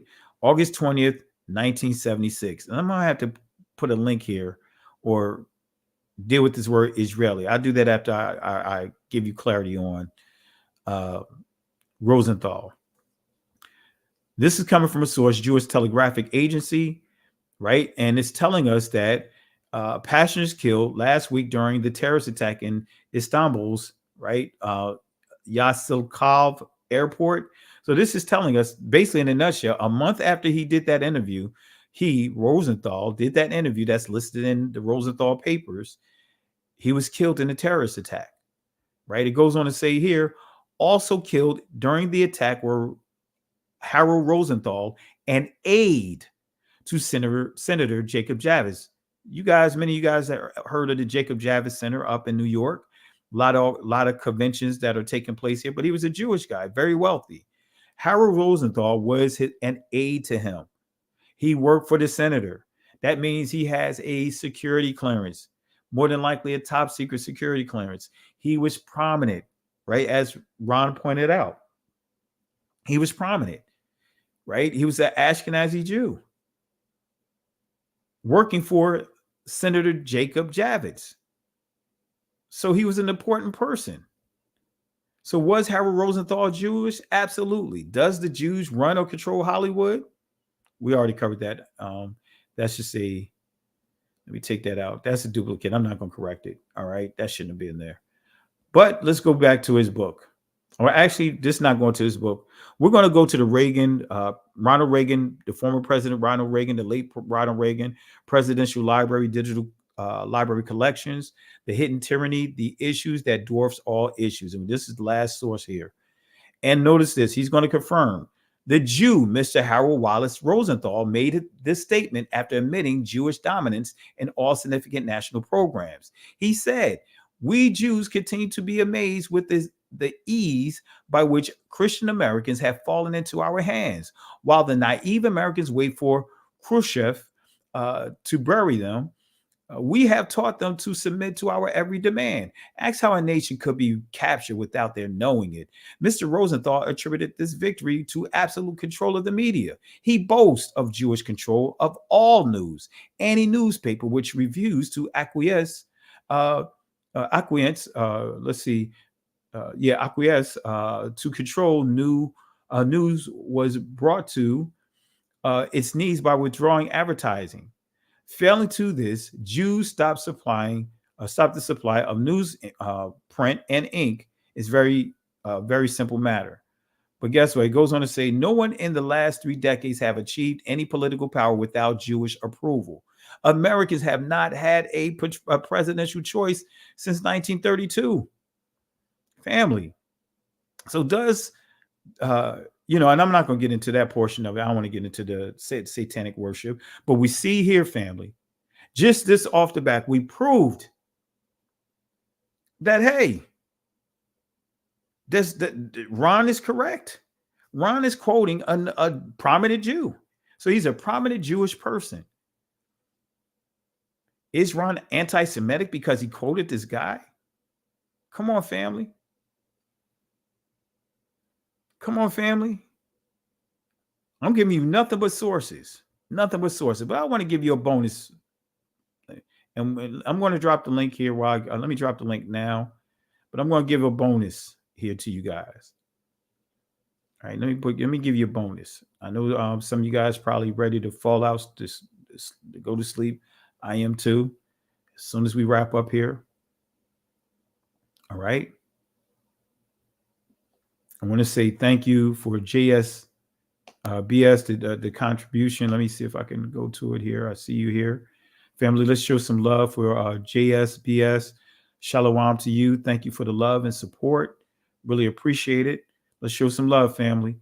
All right. So let's go here. All right. Let's see here. What else? I think I just lost my train of thought.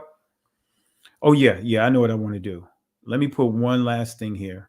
And Fast Nickel, I'm going to bring you on in a second here. Let me just do one last thing. I see you in the back here. Let's see here. All right. Do I still have this one up? I want to show one more source here, family. This is a bonus, and I've been showing this for years. Let me show you here. Some of you guys may not be aware of this, but I'm going to make you aware. Let me pull it up here.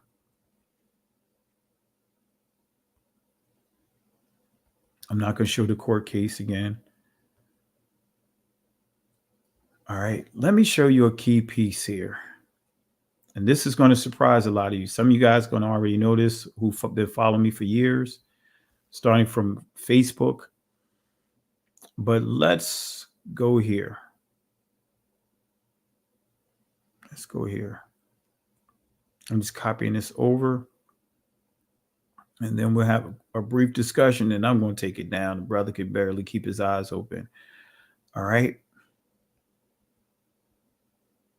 I'm just finding a point to put this in. All right. I'm going to post it right here.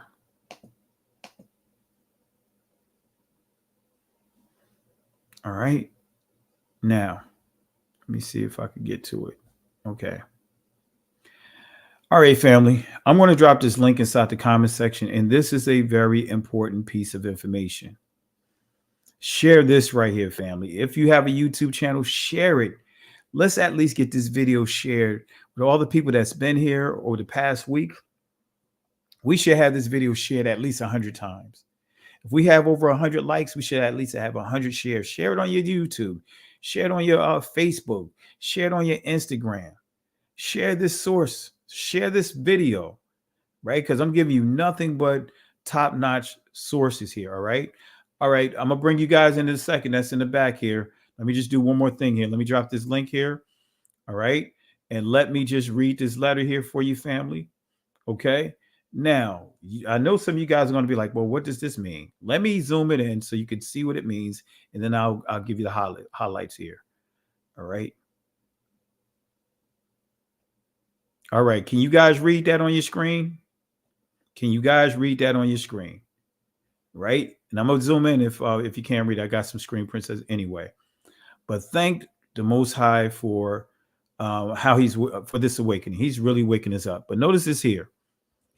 It says the government has been informed that a Jewish state has been proclaimed in Palestine, and recognition has been requested by the provisional government thereof.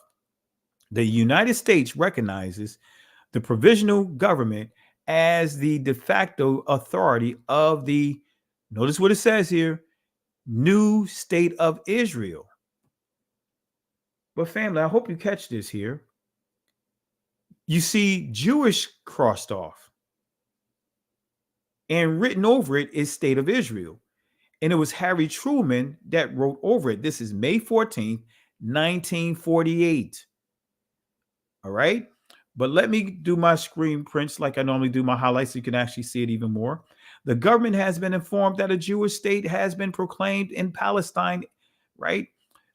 And recognition has been requested by the provisional government thereof. The United States recognizes the provisional government as the de facto authority of the new state of Israel. If Harry Truman, if he had he not crossed this off, Israel right now, the current Israel, would actually be called the new Jewish state. If it was all about restoring the biblical Israelites, how come we don't see that there? Why do we see Harry Truman? That's why I really believe it was the movement of the Most High that prevented this from happening. He crossed it off. He crossed it off. Harry Truman, the president, former president Harry Truman, crossed it off and wrote the state of Israel. Had he not crossed it off, Israel right now would be called the new Jewish state.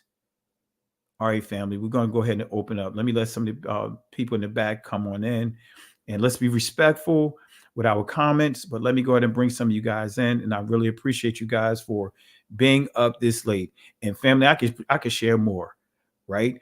I could show you that they were targeting Uganda. They were also targeting Uganda. I'm going to bring these guys in the back. Since I mentioned it, let me just put it up here. They were also targeting Uganda.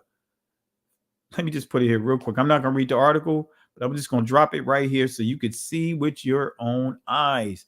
They were targeting Uganda. Look at here. Zionist Congress, the Uganda proposal. August 26, 1903. That's still around the creation of the Middle East. Right? You see it here. 1903. Why were they meeting? Why did they have this council in Uganda?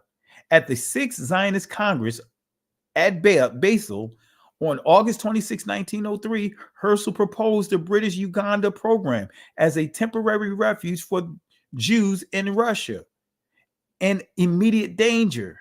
So they was looking to make Uganda become part of the new Jewish state. Had that happened, guess what? Would Uganda still exist? Will we see the same thing that's happening currently over in Israel between the Palestinians and the Israelites? Will we see that same type of situation going on over there? Right? We see here. Right? What were some of the other places that was targeted? And according to that council, you're gonna be surprised at this. And guess what? I encourage you guys research and understand the Balfour Declaration. I'm not going to teach it tonight. I'm going to teach it eventually. Notice here, Zangwill turned his attention to settlement in Canada and Australia. Come on, family. You can't get around this. It says here, a project that had some concrete success was the Galveston scheme, which contemplated the settlement of Jews in the American Southwest, particularly Texas. Anyway, that's it, family. That's it. I say, I'm honestly, that's it. Let me stop. Let me bring this back up so we can keep that on the screen for you guys. All right. Let me bring these guys in from the back. I just want to share this again. Let me bring Fast Nickel in. All right. We'll start with you, Fast Nickel. Can you hear me? Good evening. I can hear you. Okay. While you're there, I'm going to bring Miriam in. I'm going to bring Sister Noble in. Who else do we have here? Stay on Fire Ministry, okay? So we'll start with you, Fast Nipple. Appreciate you being here tonight. Thank you for having me. I've been, your show, Teal Ministry, I can't get enough of it because there's just so much information, and just from the stuff that you talked about tonight. So for instance, there was a show I was watching about a week ago, which ties into what you were just talking about with the tablet.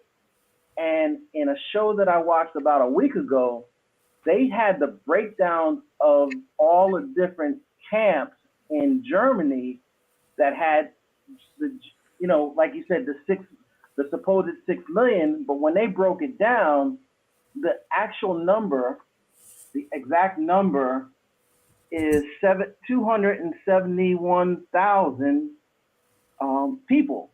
So it's a far less number than what's being told. Absolutely. I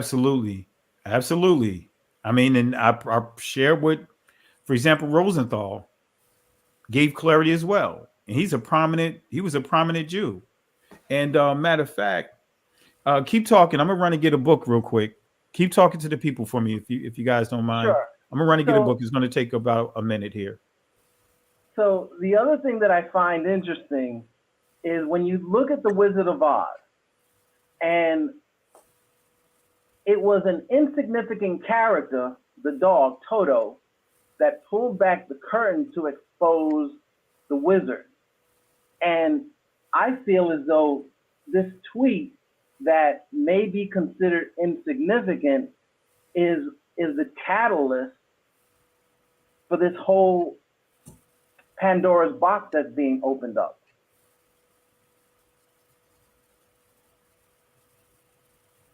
The other thing I wanted to talk about is the whole idea of anti-Semitism, as you were just reading the definition of, because it comes out that basically the term is a catch-22, that they have basically created a definition that allows that if you bring up the definition of what is mentioned, you are looked at as the bad guy, and now you're anti-Semitic. The way they have written the definition. All right. Now I heard some of your example. I didn't catch it all. Sound like you was talking about Toto exposing the Wizard of Oz. Correct. So the insignificant character of Toto is the one that pulled back the curtain to expose the wizard. And I look at Kyrie's tweet being the same example or the analogy that his tweet is what could be the catalyst to get this whole movement going. All right. While and I'm just putting this book on the screen so people can see. My book is all ripped up, right? But guess what? On the cover is ripped, but you can tell I studied this book thoroughly. And it's a lot of great information in here. Man, stuff you'll be surprised. It'll tell you about some Jewish gangsters like Murder Inc. Right? Y'all heard of Murder Inc. with Ja Rule? Guess what? That was actually the name of a Jewish gangster gang. Right? Anyway, that's a whole nother discussion. So a lot of what we're talking about, guess what? Even the Holocaust, the numbers are in here that will tell you and prove that the numbers were much lower.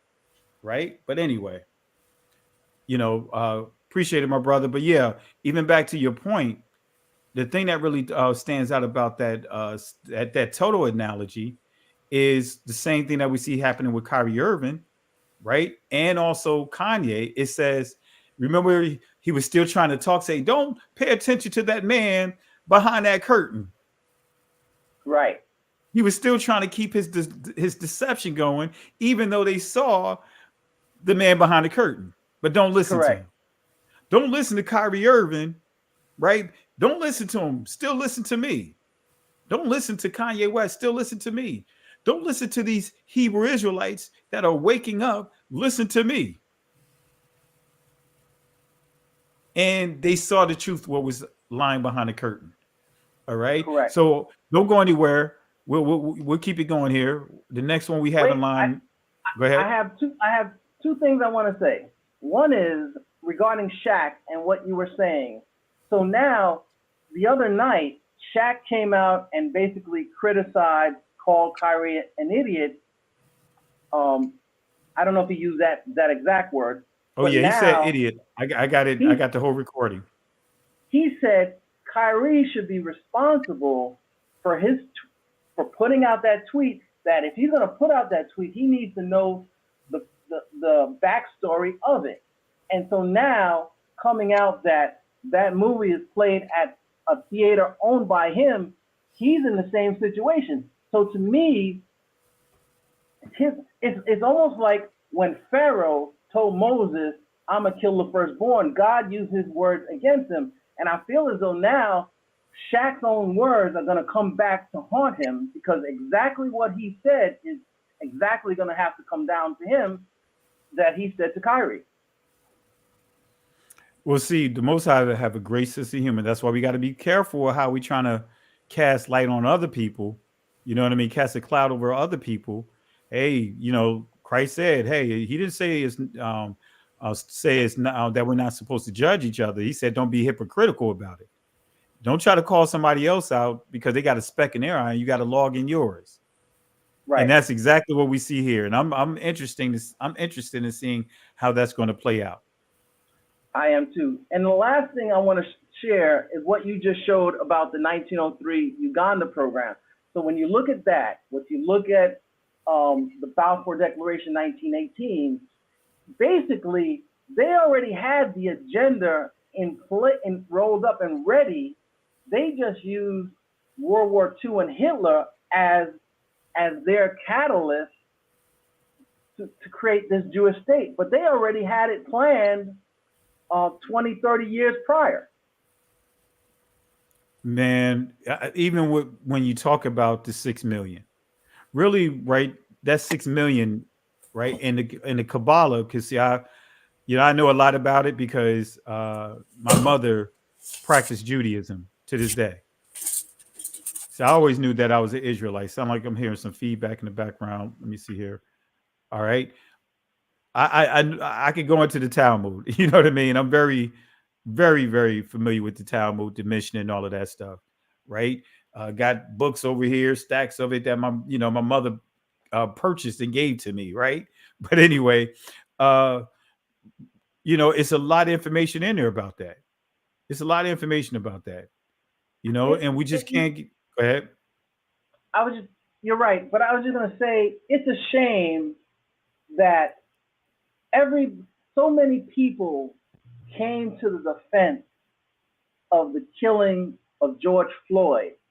And I'll say that the reason for it is because it was all part of an agenda. And now with Kyrie, it's cricket. You don't even see, like, as you said, you don't even see the players union helping him. Nobody, like, no. Well, yeah, that's what I just pointed out. You don't, normally the players union. Absolutely. You hit it right on the nose. Normally you see the players union coming out, but you don't see that. You don't see anyone coming to his defense. And even going back to that 6 million, because I mentioned the Kabbalah, that's what I meant to mention, it's 600,000, right? But then you multiply it by 10, because 10, the 10th letter is the Yod, right? The Yod means salvation. It means redemption, right? You multiply it by 10, now you get 6 million. Also, it's believed that there's 6 million characters, Hebrew characters, in what many would call the Old Testament, the Torah today, or the Law of Moses. So that number is a mystical number, right? And it's even in the writings. Repeat that number, keep repeating that number, whether the number is higher than it, or lower or much lower, just keep saying 6 million. And I played the articles not played, but shared the articles, giving information how they've been saying 6 million Jews well before the Holocaust. So that's part of the playbook. That's part of the playbook. Because if enough people say the number, people will just believe it, whether it's true or not. Karl Rove, he said, hey, even though he didn't originate the saying, keep saying the lie over and over again. People believe that it's true. Correct. So that's where you get into the word charms. That's what charms are. Getting you to keep reciting things through repetition, whether it's by song, or just by reciting the same words, the same phrases. That's what we see today. That's getting into, a whole different level of programming. But let's stay on. I'm gonna give you some more room to get some of the additional thoughts on, but I want to get some of the people here that's online as well here. Miriam, you got the floor, and then Sister Noble. Hi, greetings to everyone on the panel.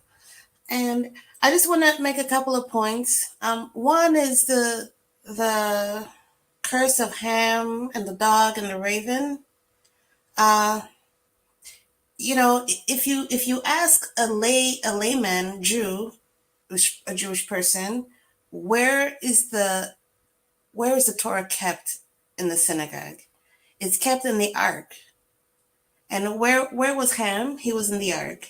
Okay, and in the Ark there was a precious stone on top, and that's supposed to bring light into the Ark. Just like in the synagogue, there's the closet where the Ark is kept. There's a fire that always has to be lit, and the Torah can only be written on skin, just like Ham was stricken on the skin. So I think there's a little more to the story, and the dog was made as a result of copulating in the Ark. The dog was made to be tied, right? And to this day, if you see people, they have their dog and they treat their dog as if it's family. They're in the house with them, whatever. The raven was made to expectorate, which means spit. And ravens are smarter than parrots, and they have the power of speech, which is a human quality. It's almost as if the dog and the raven were brought up almost to the human level. And Ham was stricken as in written, stricken on the skin, just like, I dare say, almost as if Torah was written on the skin. And I think that Ham was also raised to a level. He was already human, but he was raised to another level. And I think it's a little sad that this book is making us run so far away from Ham.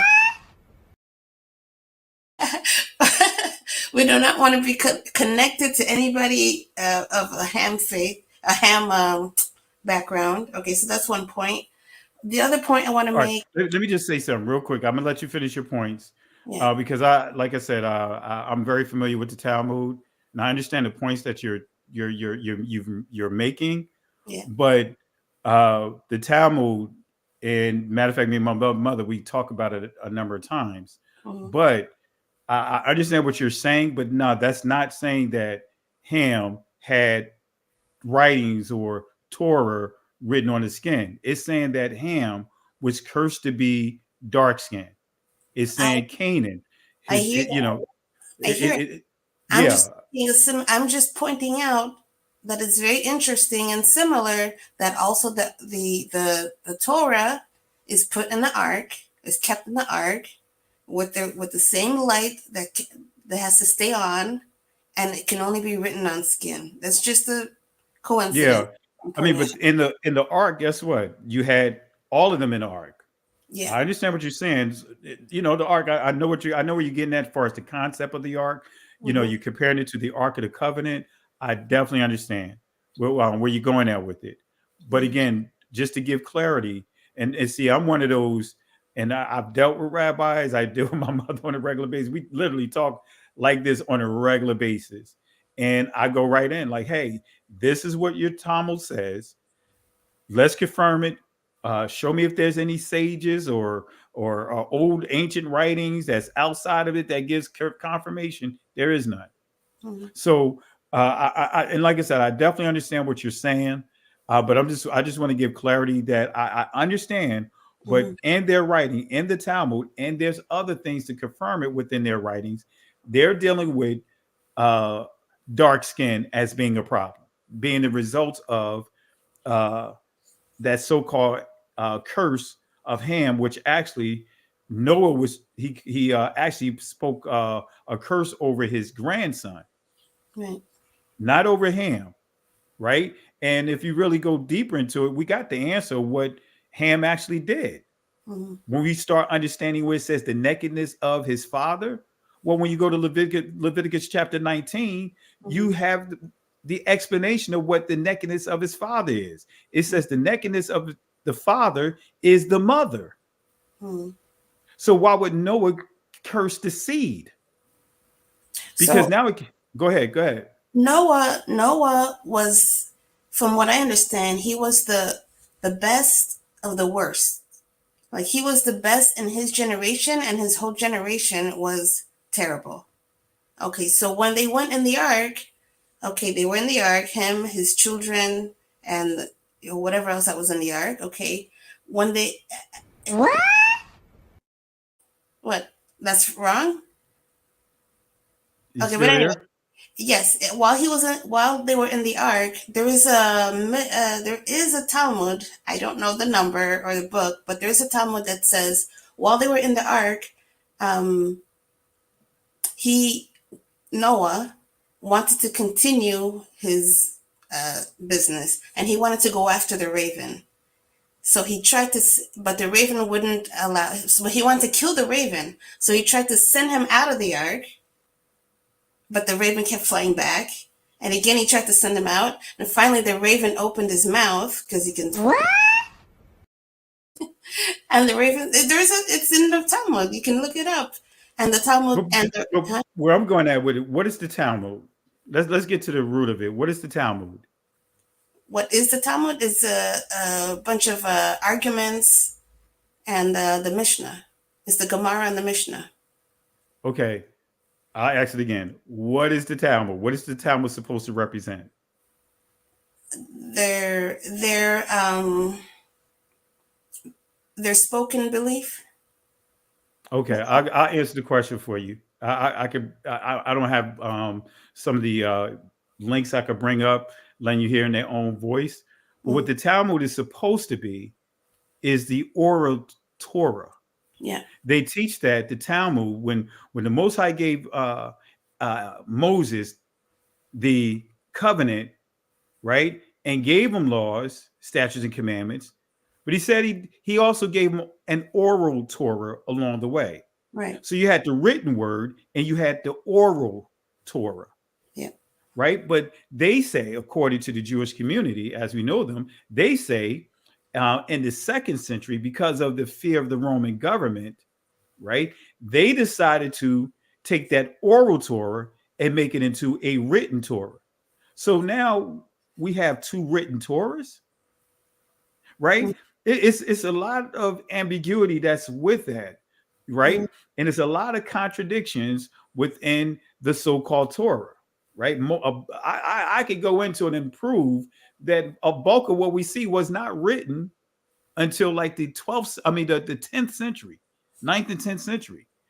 But even then, when we look at the Torahs, the Talmud, it actually started being written in like the 3rd or 4th century. So it's just a lot of, I don't mess with the Talmud because that is not, now it's being taught as if there's 2 laws. In Israel right now, the Torah, not the Torah, the Talmud is now the law of the land. That's what they live by. They teach that without the Talmud, the Torah would be nothing more than practicing voodoo. I thought I saw you quoting often the Talmud there. I'm quoting it to show what's in the Talmud. I don't teach out of the Talmud. Yeah, I quote what you saw me quoting is showing what they say about us in the Talmud, not just the Noah, the curse of Ham, but also they teach that compare us to monkeys, apes. They talk about us in a negative way inside the Talmud.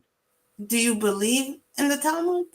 No, I don't practice the Talmud. Mm-hmm. There's only one Torah. That's what was given to Moses by the Most High. When you understand what law, statutes, and commandments is, the commandments, right? Just like the United States have what is called the Constitution. The commandments, those 10 commandments, those are the foundation. That is the covenant. Now, when you start getting into the laws and and statutes are there to show you how to carry out the commandments. Right. Right. So, what do we need someone to come up with traditions and things that's contrary? Because so many things that's within that Talmud that's contrary to Torah. So I don't teach out of it. I refute. Now I would use it as an example to show that, hey, look at what the Talmud actually says. Like that Talmud also teach that Adam and Eve were that Adam was a hermaphrodite. Mm-hmm. It's also in the Mishnah as well. Okay. Right. So like someone posted like Teo Ministry, peace and blessings to Teo Ministry. Yeah, the Talmud, like if I'm dealing with a non-Messianic person, they say, hey, you know what, Christ didn't exist. Well, I say, hey, in your Talmud, it gives recognition that it says Christ existed. It says that, hey, the northern kingdom is in Africa, scattered in Africa. But I don't use the Talmud. I don't teach out of the Talmud, because it's contrary. It's contrary to the actual Torah. How do we have two Torahs now? Two written Torahs. Right. It was written because they were persecuted and they thought they would forget it. So they wrote it They, down. who is they? I don't know what to call them. The Jewish people. Wait a minute. But see, when we look at that article, Nature Communication, it says it traces the Jewish community, the Ashkenazi Jews, to 330 people in Europe. Mm-hmm. So how were they writing the Torah? No. There's two Torah. There's the Jerusalem Talmud. Oh, no, I know about the two Torah, the Babylonian Talmud and the Jerusalem Talmud. Yeah. But still, both of them, if we go with the common and popular one, it's the Babylonian. Right. The Jerusalem was written out of them. Well, what I'm saying is I don't roll with it. Okay. The Most High did not give them that information. The Most High don't need a backup plan. He already had Moses, and he had statutes to create to explain the commandments. It's a lot of stuff all up in the Talmud. I don't rock with it. Okay. And another point, I just wanted to ask, do you follow, are there rules that you know how in the Jewish people, they have 613 commandments that they follow. Do you follow? No, I don't follow 613 commandments, because actually there's not 613. That 613 is a mystical number that was created by a Jew back in like the first mention of 613 laws was like in the 3rd, 4th century. So there's not 613. I'm just saying to you, I'm just explaining to you that there's not 613 laws. I just go off of what the Most High says in his word, right? What's in his word, like when we look at it, someone posted about the 119th book of Psalms. The 119th book of Psalms gives so much wisdom on how to use the commandments, how to understand the law, statutes, and commandments. So I don't get into the 613 law stuff, because again, that's something someone created, an individual created and made it, says that there's like 200 and something negative and 300 and something positive, and combined it to 613. So, but but I appreciate it, sis. Anything else? Because I know we kind of gotten away from the overall topic, but anything else? Yes. Last thing is I understand the Hebrew Israelite, they worked so hard to prove their identity, but my concern is, prove it to who, and when can one pass that state of having to prove their identity and just start doing, you know what I mean? Start just building schools and And the boycott, okay, I know people want to boycott NBA, but only specifically those companies. Why don't we just go full buy black and things like that? Let's state this here, because I don't knock anyone for having to prove or feeling like they have to prove. Some do, some don't. So I don't want to generalize the whole us as a whole. But when you're being told and being told over and over of what you're not and who you're not, I'm not going to knock it, because guess what? When you look at the Jewish community as we know it, they make it clear that they're Jewish all the time. They say that they make it clear, we're Jewish, we're Jewish, we're Jewish. So I don't think it's a problem with someone saying that, hey, I'm an Israelite. I am an Israelite. I'm a blood descendant of Israel. You know, because again, how many times have we been told that we're Israelites in the church? Little to none. I was raised by my grandmother, my family. They always told us that we was Israelites, but we were raised in the church for the most part. So I don't knock it, because again, how many times have we been actually taught accurately of who we are? So I don't, it's not a deal breaker to me. And I'm not going to knock anyone if they want to can say it every single day. Thank you, Yah, for actually showing me that I'm not in the back of the bus.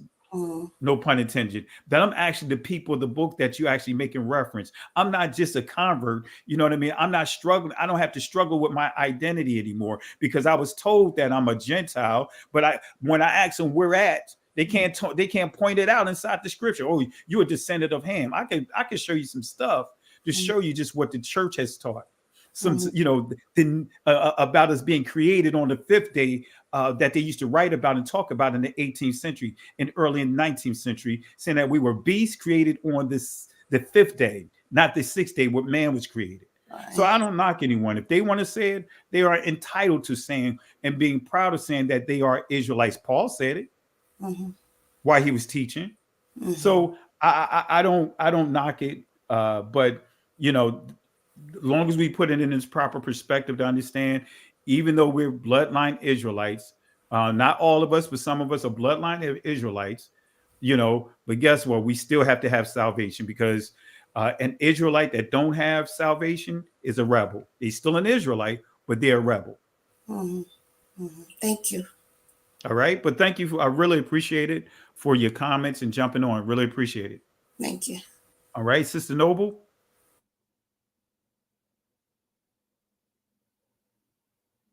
Yes, brother. I'm sorry. Yes. Can you hear me? Yes, ma'am. Brother, I am so glad that you brought this information.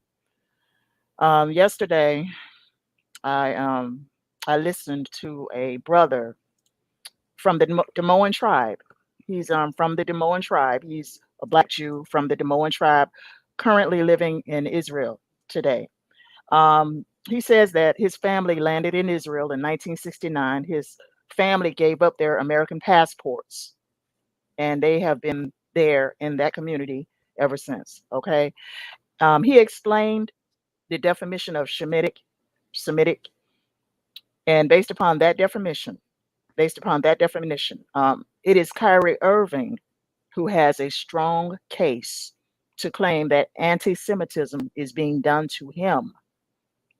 Kyrie Irving is actually the victim of anti-Semitism. Absolutely. And if you go back to my video I did recently, and actually the one I did last week, I actually showed a court case. Yes. Here in the United States, that it's impossible for us to be considered anti-Semitic. You will never see, there's not a single federal case that have been filed that says that we anti-Semitic. That's all propaganda. Why? Because we are considered to be Afro-Asiatic, and Semitic is a subgroup under that, just that alone. Exactly. So we can't be anti-self. If we are anti-self, then we got a mental problem. Exactly. But that's something that's not handled in the courts. Then they turned it over to who? the doctors. I know. Yeah. So I definitely understand. And actually, this is the case. I'll just bring it up here. I'm not going to go over it. Yeah. But just so you can see here, this is the case that I've been using for years on top of years to show the people that, hey, this is how you combat a lot of the stuff that we're up against by going into the courts. Yeah. I mean, they actually Do you see slandered this on your Kyrie board here? Irving. Yes. So Kyrie Irving, not just Kyrie Irving, Kanye West, And there's Kanye a case. West. There's a They have case. Ron slandered. Dalton, there's a Yes. case there. Yes. All right. Slander So and defamation of character. That's what it is.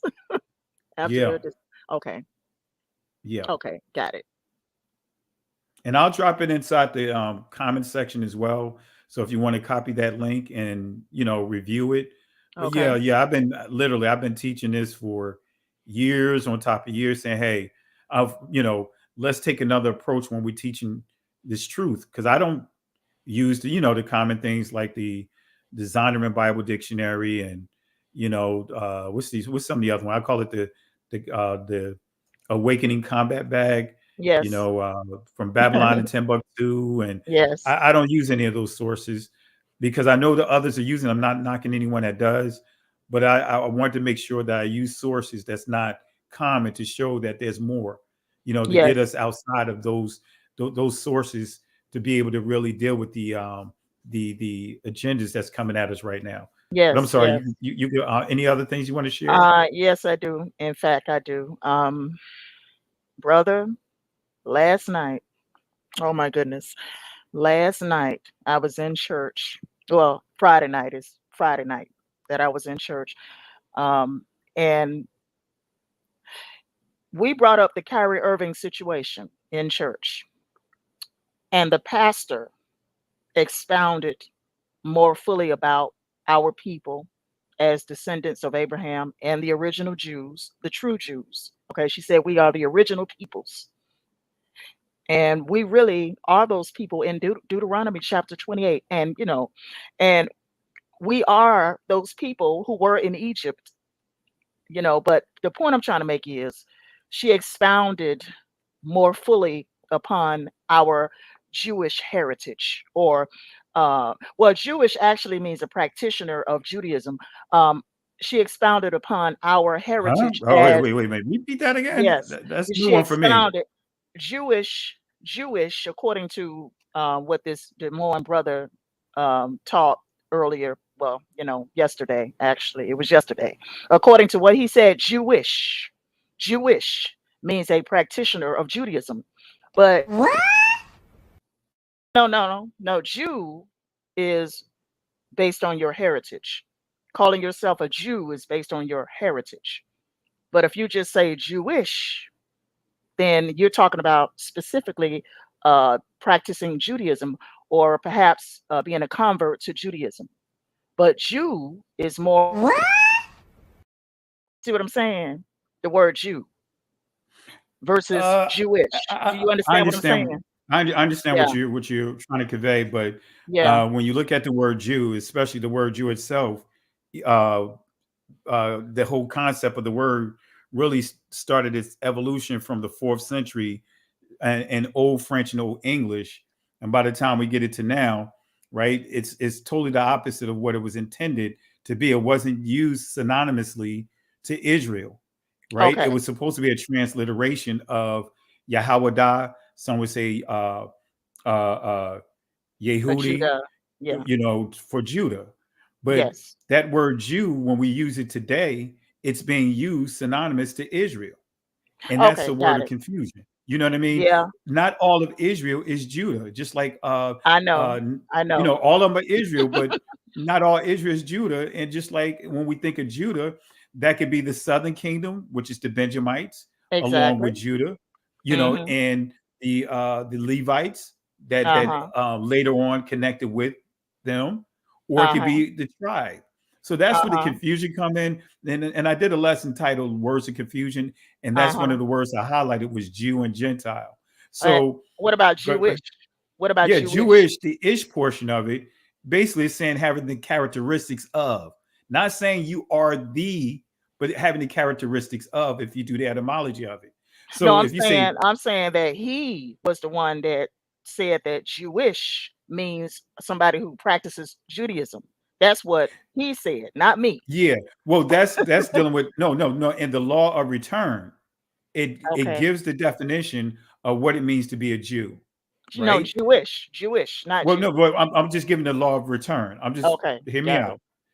In the law of return, I believe it's statute 5700. Um, it says that a Jew is someone that's either practicing Judaism or Okay, born to a Jewish mother. got it. So that's in the law of return. That's the Israeli, what you call it? I can't remember it. I used to know all this stuff off the top of my head, but it's Mhm. an Israeli group, you know, a couple of groups over there, and you go to their website, they have it right there, right in, you know, Okay, telling you got it. what a Jew is. Got it. So that sounds like the definition that they're given. It's right in alignment with the Jewish Federation. That's what it's Okay, called, got it. the Got Jewish it. Federation. According And to the Jewish see, Federation, that's how they define it. that word is in the Bible. That word is in the King James version. What's Jew. that? The word Jew is in But the King see, James Bible. but when you go to, for example, what's the Bible I want to use? The Latin Vulgate, which existed Mhm. well before the KJV, Yes, just from yes, the Latin perspective and the Greek perspective, you'll yes. see Udeos, Okay, got it.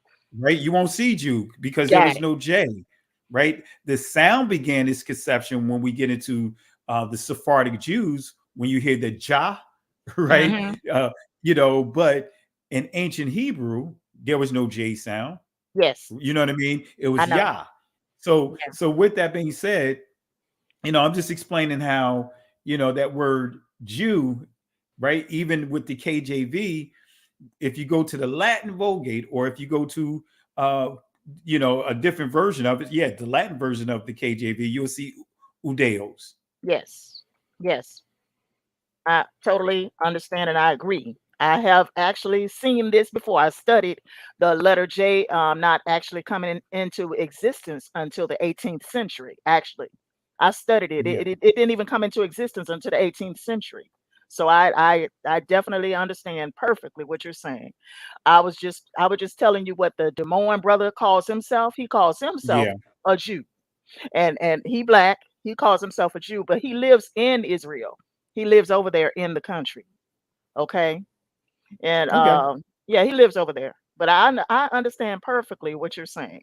You Yeah. know, and I just I totally understand, and Kyrie Irving definitely does have a case against Adam Silver, the NBA, and the Brooklyn Nets for slander and defamation of character. And Oh, Kanye see, West, yes, yes, when the information come out yes. about, it's going to start when Ron Dalton, Oh yeah, when he come out, then all the dominoes going to begin to fall in place. got it. Because right now, no one has heard anything from Ron Dalton, and I'm sure eventually we will.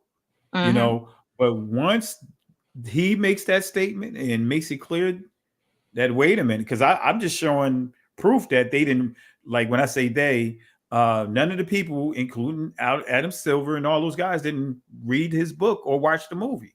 Mm-hmm. Look at Shaq. Look at the thing that he caught up in now. I'm waiting to hear what he Yeah. got to say when he's live and it start getting to his doorstep. Mm-hmm.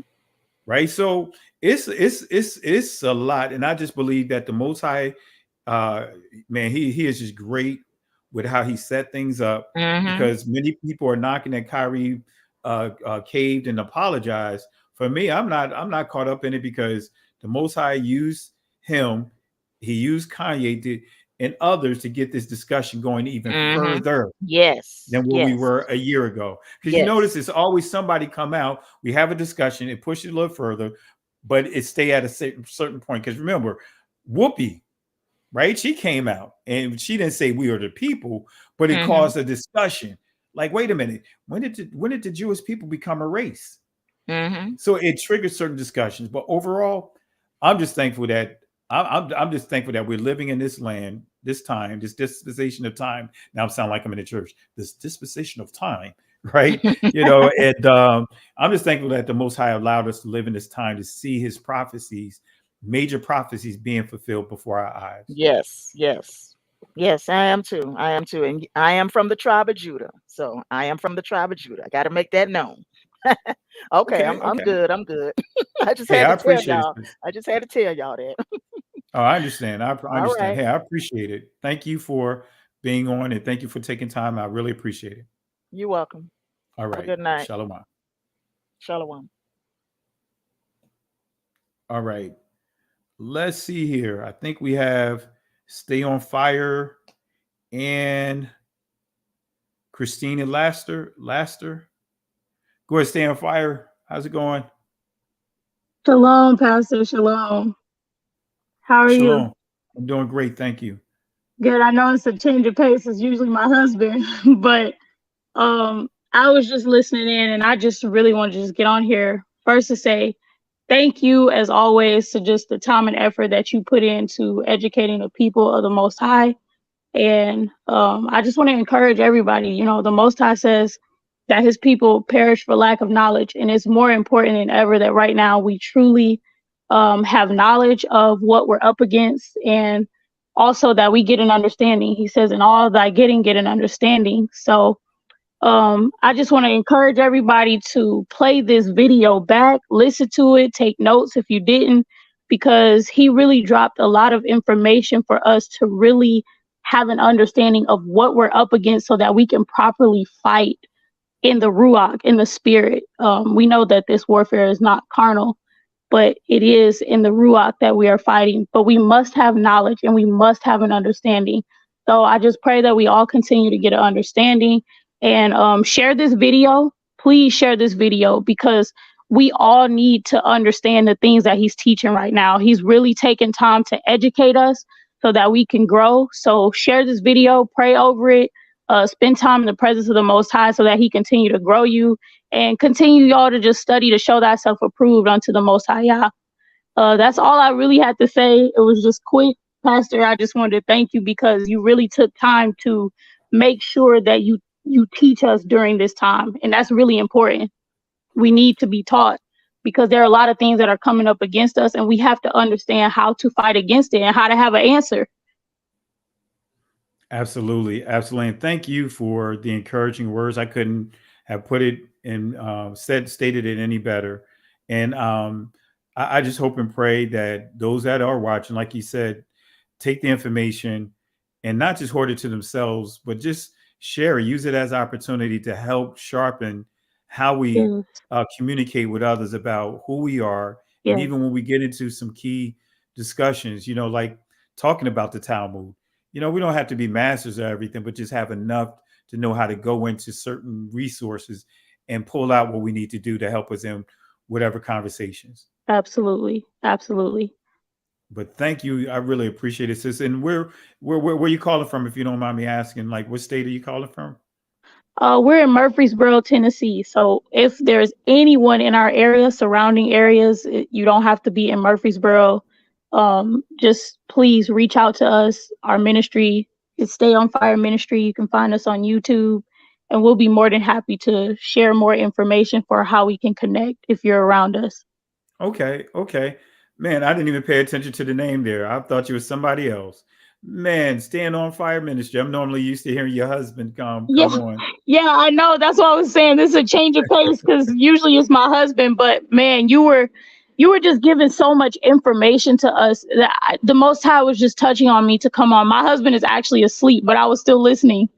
And like I said, I'm just thankful because this knowledge that you are pouring into his people right now, we really need it. And so I'm just thankful for what you're doing. We really need this. Oh, thank you. I really appreciate it, the love and support. And just tell the people about your ministry and how to subscribe to your channel and everything, you know, just so that way they're aware that where you're located at, they can, you know, if they don't have a place of worship, they can definitely look you up. Or when they're in the area. Absolutely. So again, we are located in Murfreesboro, Tennessee, which a better way, it's really close to Nashville. So if you know where Nashville, Tennessee is, we're about 30 minutes away. You can find us on YouTube at Stay on Fire Ministry. And we're just committed to uniting the people of the Most High, awakening his people to who they are, and just getting us back to loving one another as he loves us, so that we can also love one another. So that's really what we're big on, and just truth, educating our people and just growing us so that we can fight this battle. We are the we are the Most High's battle axes, so we got to be sharp. We got to sharpen each other. So that's what we're committed to as a ministry. So yeah, if you guys are in the surrounding areas, you can also find us on Facebook. My husband is Ray King Hardy, and he does lives from time to time. So even if you don't have YouTube, but you're on Facebook, you can add him as a friend, and he does teachings on there as well. Okay. Yeah, I have to look them up on you on Facebook. I haven't been on it as much as I used to be, because Facebook was doing all kinds of stuff to suppress my channel. That's how I ended up going to YouTube, because they started throttling my bandwidth, and after 2 or 3 minutes of being live, they kicked me out of it. They did that for about a year and a half. So I kind of gave up with doing lives on YouTube and just been just transition over to not YouTube but Facebook, but transition to YouTube. Well, we're definitely thankful to have you on this platform for sure. Well, and they can't stop it. They can't stop the message. They can't stop it. Even if they try, they can't stop it. Absolutely. Well, I appreciate it, sis, and feel free anytime when we're live. Feel free to jump on. The door is always open up to you guys. So I really appreciate the love and support again. Really appreciate it. Thank you, Pastor. And shalom, family. Shalom to you. I see here. Who else do we have here? Christina Lassiter. Yes, hi. Usually I have Y Society as my YouTube name, but I signed in right here. So you're trying to trick us? You're trying to throw us off here? Okay. I thought everybody would see the picture, but just peace and blessings. All praises to the Most High. Honor and praise. Oh, real quick, let me do this real quick before you get into it. I want to say peace and blessings to RLB Bella family. Let's show some love and support. Thank you for the contributions tonight. And family, again, let's show some love and support because really appreciate you guys really sowing your time, your effort, just listening to what we're doing tonight. And thank you for sowing the seed into this work. Thank you again. Okay. Okay, you got it, sis. Yeah, so I just wanted to really lift up and be mindful of the fact that Kyrie did say that I heard him say he was 30 years old. Okay. And I have a son that's 11 years old, and this is not just a one generational work. This is a intergenerational work. The children are watching. They're trying to figure out where they stand in all this. My kids ask me about it every day. I have grandchildren too. And they are looking up to people like yourself that are standing up for truth and standing up in this hour, even in the face of adversity. And it reminds me of Genesis 14 when Abraham heard about Lot. He didn't even think about it. He got 318 of his trained brethren and went and got Lot. And out with Lot came the children and everything else. And so besides fasting and praying, I want to know, what can we do as family, as community, to lift you and other people like yourself that are delivering this hard message that a lot of people are scared to say? How can we continue to support and encourage you guys in this time? Because our children are watching this all play out too. And it's very important that they continue to be fortified in the truth and know that it's not a time to be cowards. It's time to not have fear and to be brave. Well, I think one of the biggest things is just, of course, just sharing it, sharing it on, let's just say for everyone that's subscribed to the channel or click the like button, they can click the share as well. To share the information, share the links, so that way others can hear it. And I think that's the biggest thing that we have to start doing, is start sharing these links on other platforms, so that way it gives an opportunity for those that don't know or not aware to hear. And also the other thing that you pointed out that I mentioned earlier, we have to understand we're all one. Whether we agree or disagree, we're Right. one. Sometimes we can get caught up in some minor things, and before you know it, we're treating those minor things as if it's a major thing. Like I use this for example, like when Peter, right, when you read the scriptures and talk about how he sank right into the water, But when you really pay attention to it, it wasn't the same storm where the Messiah had to say, "Peace be still." He took what was like a, turbulence and made it into a storm because of how he approached it. When he walked on the water, because, Christ told him, come on out here. He came out there, and what did he do? He took his eyes off of him. And sometimes we could take something that should be a situation we should be easy to get around and get over, and we make it into a big deal. Like you mentioned Kyrie Irving, 30 years old.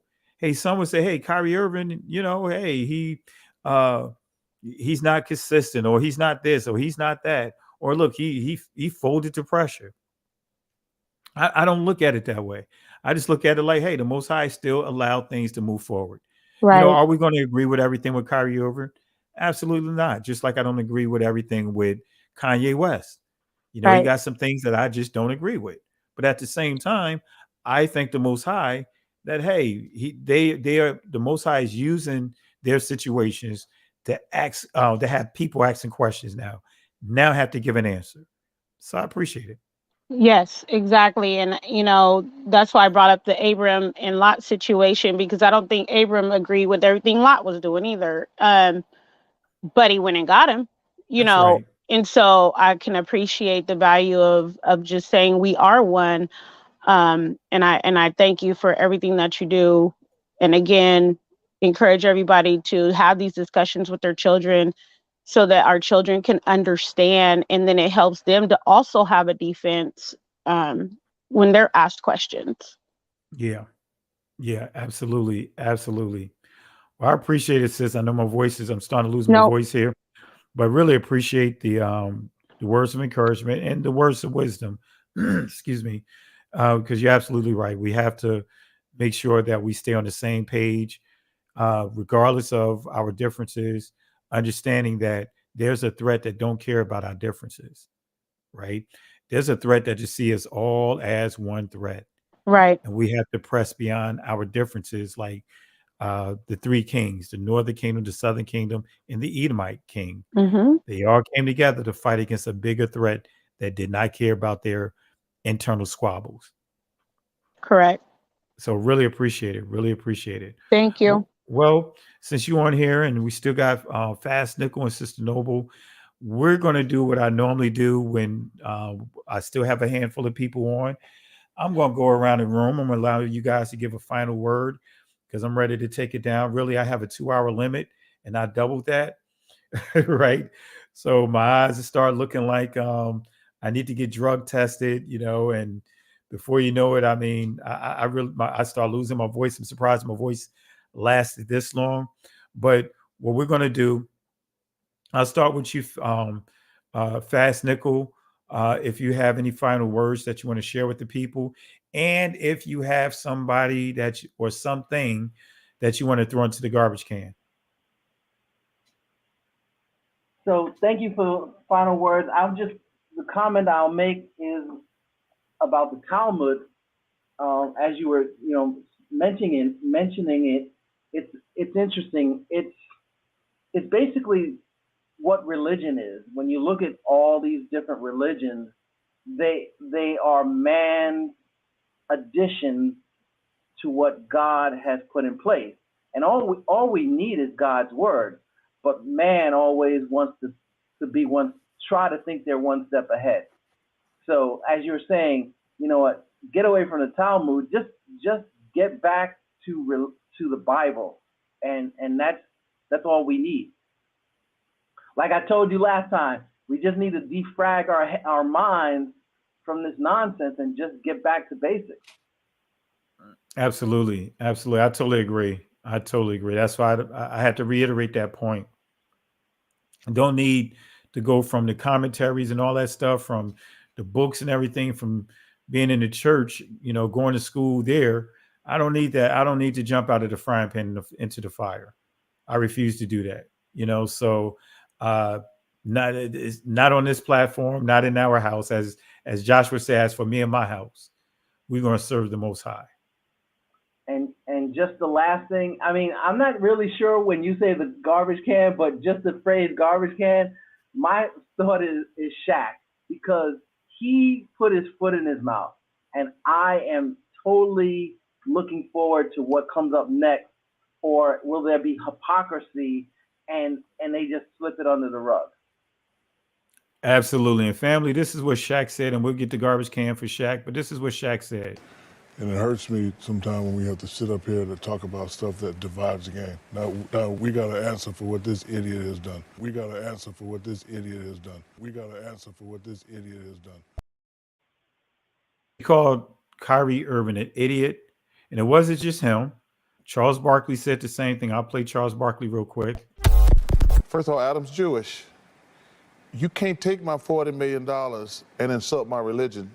If you're going to insult me, you have the right, but I have the right to say, no, you're not going to take my $40 million and insult my religion. I think the NBA, they made a mistake. We have suspended people and fined people who have made homophobic slurs, and that was the right thing to do. I think if you insult the black community, you should be suspended or fined heavily, depending. I saw they did the same thing to the kid in Minnesota this year when he made the gay slur. I think you should get suspended or fined. I think him acknowledging the Alex Jones thing should have happened with that too, because that dude's crazy. And I can't believe that we ain't talking about that. We're talking about this idiot. So both of them called them idiots on the same show, one right after the other. And their comments are ignorant. Absolutely. Absolutely. So Shaq got something, he got some answers that he's going to have to address. And I'm sure it already got to his doorstep. So I'm going to pull out the garbage can, as you pointed out. So let's give Shaq, Barkley, what's his name? What's that basketball player? Amari Stoudemire. Let's give them the garbage can. Let's give both of them, all of them, the garbage can. Where's my garbage can here? Well, you know, but Shaquille got on him more so for saying, hey, you're putting out a tweet, but you're responsible because you didn't know the information behind it.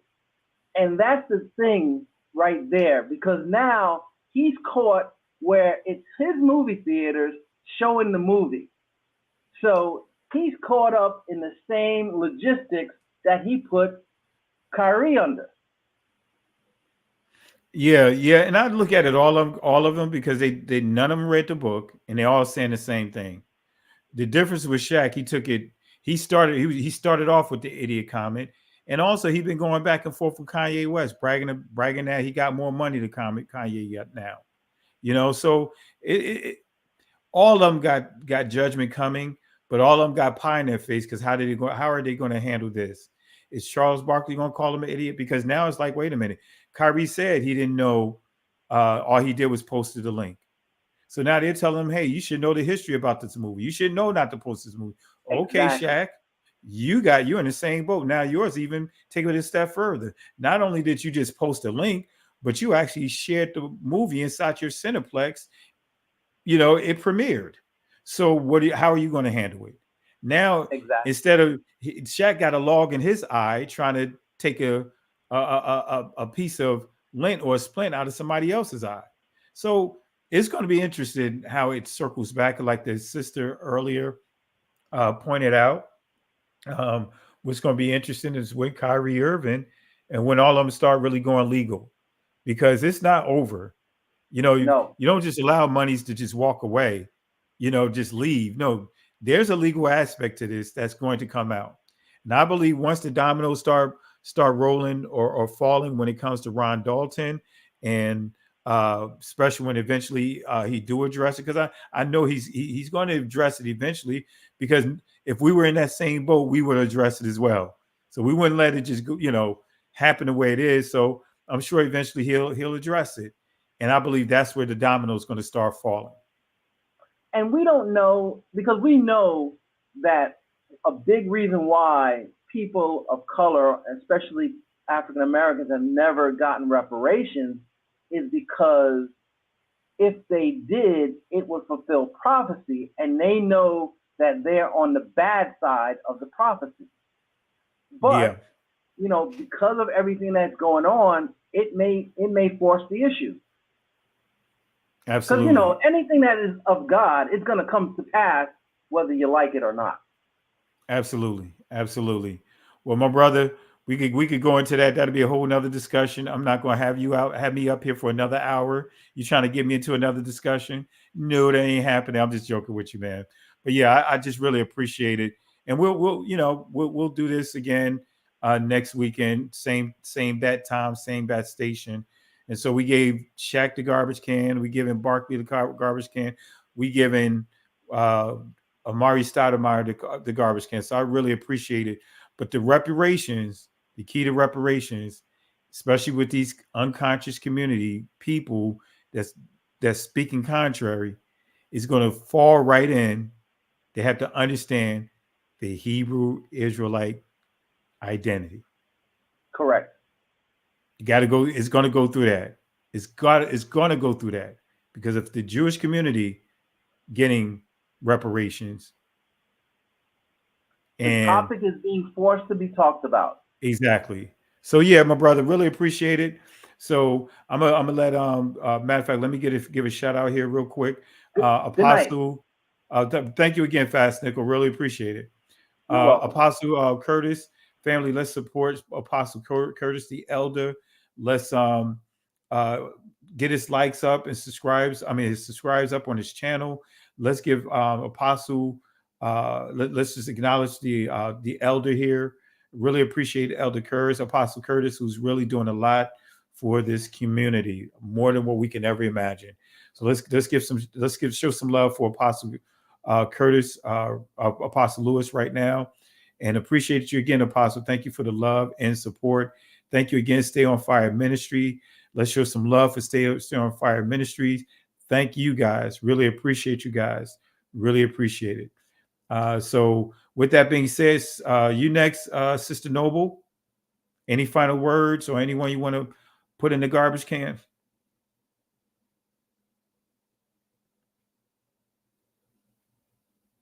All right. If you're talking, you may have to unmute your mic, but if not, I'll understand. Okay. All right. Could also be the sleep could have kicked in because it is kind of late, right? So, but I really appreciate it. All right, I'm gonna go to you, Sister Christina. I'm gonna go ahead and give you opportunity, the garbage can, and also, any final thoughts. Yes, thank you, and I appreciate it. I'm on California time, so I know you're tired. Job said, what he had feared had come upon him, and what he dreaded had befallen him. And so I would really want to throw our fears in this hour of speaking out and speaking up in the trash can. I know that it's a challenge. People are watching, and they have things that they're going to say, but even if it's family members or whatever, we just need to be bold and speak up and tell the truth. Absolutely. Absolutely. So anyone or anything or any group you want to put in this garbage can? Oh, we'll be here a whole nother 2 hours if I start throwing particular. Let's throw fear in the garbage can. Just throw our fears in the garbage. How about that? Can we just throw our fears in the garbage can and just be bold? That's all I can say for right now. Nah, I ain't letting you off the hook that easy. You're gonna have to give me some more. I really don't like the way that the media kept, I don't know who it was that kept asking Kyrie the questions, but whatever that guy's name is, I want to throw him in the trash can. I don't know who he was because I couldn't see them, but there was one particular person that kept trying to trigger him. And so if I had a choice, I would throw him in the trash. Absolutely. I know what you're talking about. I can't remember his name either. And in the regular way of the protocol of how things are done, it shouldn't even gotten that far. Right. Someone should have cut him off and say, hey, that's enough, because that's not allowed. But they allowed him to do it for Kyrie Irving and do it not once, but twice. So that was a setup. He shouldn't have even gotten that. He shouldn't have even been back in the press conference a second time. Yeah. And that's unethical reporting practices. So that's a whole nother thing to add to a lawsuit. So absolutely. Absolutely. So we're going to throw that guy name. I don't remember his name, but we're going to throw all the ESPN up in there because that they are part of the agenda. So we'll give them the garbage can. Here we go.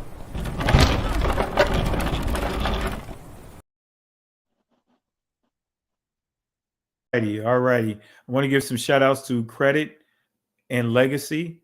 I want to thank you for the contribution, family. Let's show Credit and Legacy some love here. Thank you for the love and support. Thank Fast Nichols, Sister Noble, and others that have joined in. And we're getting ready to take it down. But the final words I'm going to say this, family: be encouraged.